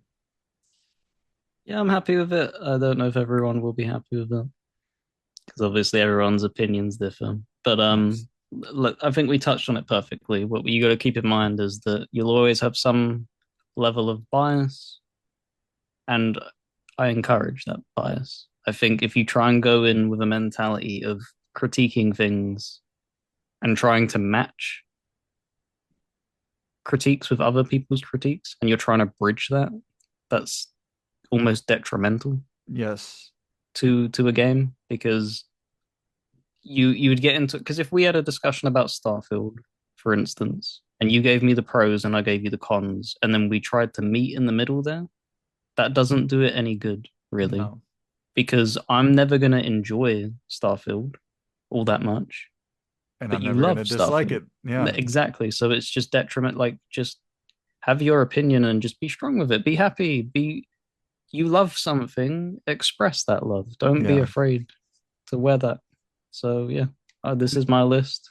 I And genuinely believe objective criticism's bad criticism. Like it's just I don't get anything out of some I get so much more out of tuning into a podcast and listening to a couple idiots ramble about, their favorite PS1 Mr. Mosquito or whatever. Like, you know what I'm saying? I genuinely get more out of hearing people talk about their personal feelings than listening to an IGN review of someone trying to break it down on somewhat of an objective basis of trying to look at it and like, well, here are the things that the game fails at and succeeds at. And like, dude, at the end of the day, a game can fail at 9 out of the 10 things it's doing, but if that one out of those 10 elements is something that so specifically sticks to me, I'm going to laser focus in on that one thing I like and try my best to ignore the other 9 things if I love that one thing so much.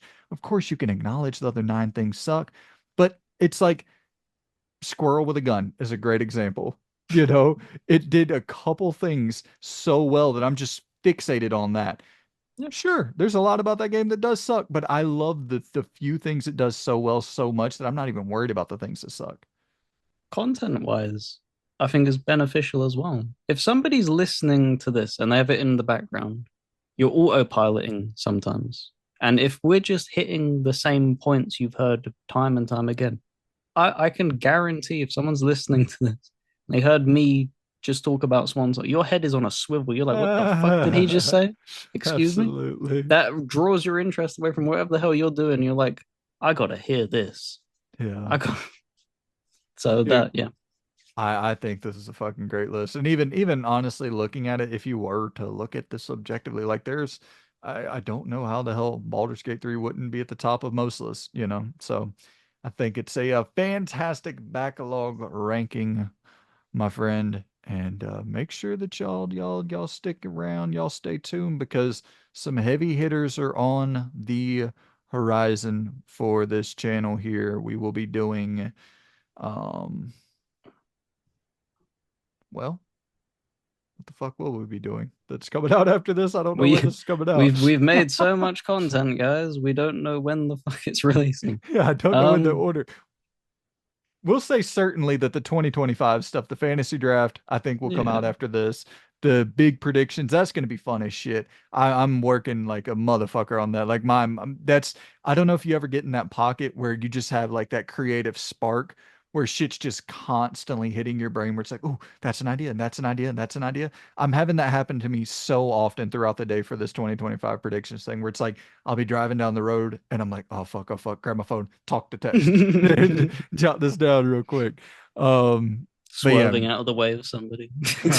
dear I'm cow. sorry. I had a fucking great idea, guys. But yeah, man, stick around, y'all. Stay tuned. Our game of the year ranking, of course, that's probably the fucking thing to plug, my dumbass. We'll be doing our Yeah. game of the year ranking as well. Loon will be doing his just like this. I'll be doing mine as well. Same. Oh no, no, no. We're gonna do yours through a different format, aren't we? Where we go through and list it, or actually, we could probably just do a fucking tier maker. That'd probably be easier. Whatever's easier for you, yeah. Yeah. So that's for the for a sneak peek. It's 10, right? Overall No. choices. Or Anything is you it? want to put on there. Uh, So any games you played in 2024, just drop them what in. that had to release this year? Yep. Okay. I was about to say, boy, oh boy. No, Alan no, Wake no. 2 gets in there. Oh shit, Alan Wake 2 should have probably been on your backlog list. That is a good point. Or no, no, no. How about you just throw it on your game of the year list? It released physically for the first time in 2024. Mm, yeah, It I'll don't take some matter. flack for that, but yeah, Yeah, we can do we'll that. just yeah, we'll discuss about this. And I think people will understand. We got massive physical support over here in the unnecessary rambling community, so I think they'll understand we're waiting for physical releases. But Nobody supported that digital support in this community. yeah, I mean We all it's waited for that damn disc. we had a lot of people waiting. I appreciate the perseverance. We finally got that physical release. We both played through it and yeah, so stay tuned for all our game of the year rankings and all of that good shit. Subscribe, like everything helps out the channel massively if you enjoy the content. And yeah, we'll see you very soon, my good people. Hope y'all are having a happy holiday season. Goodbye.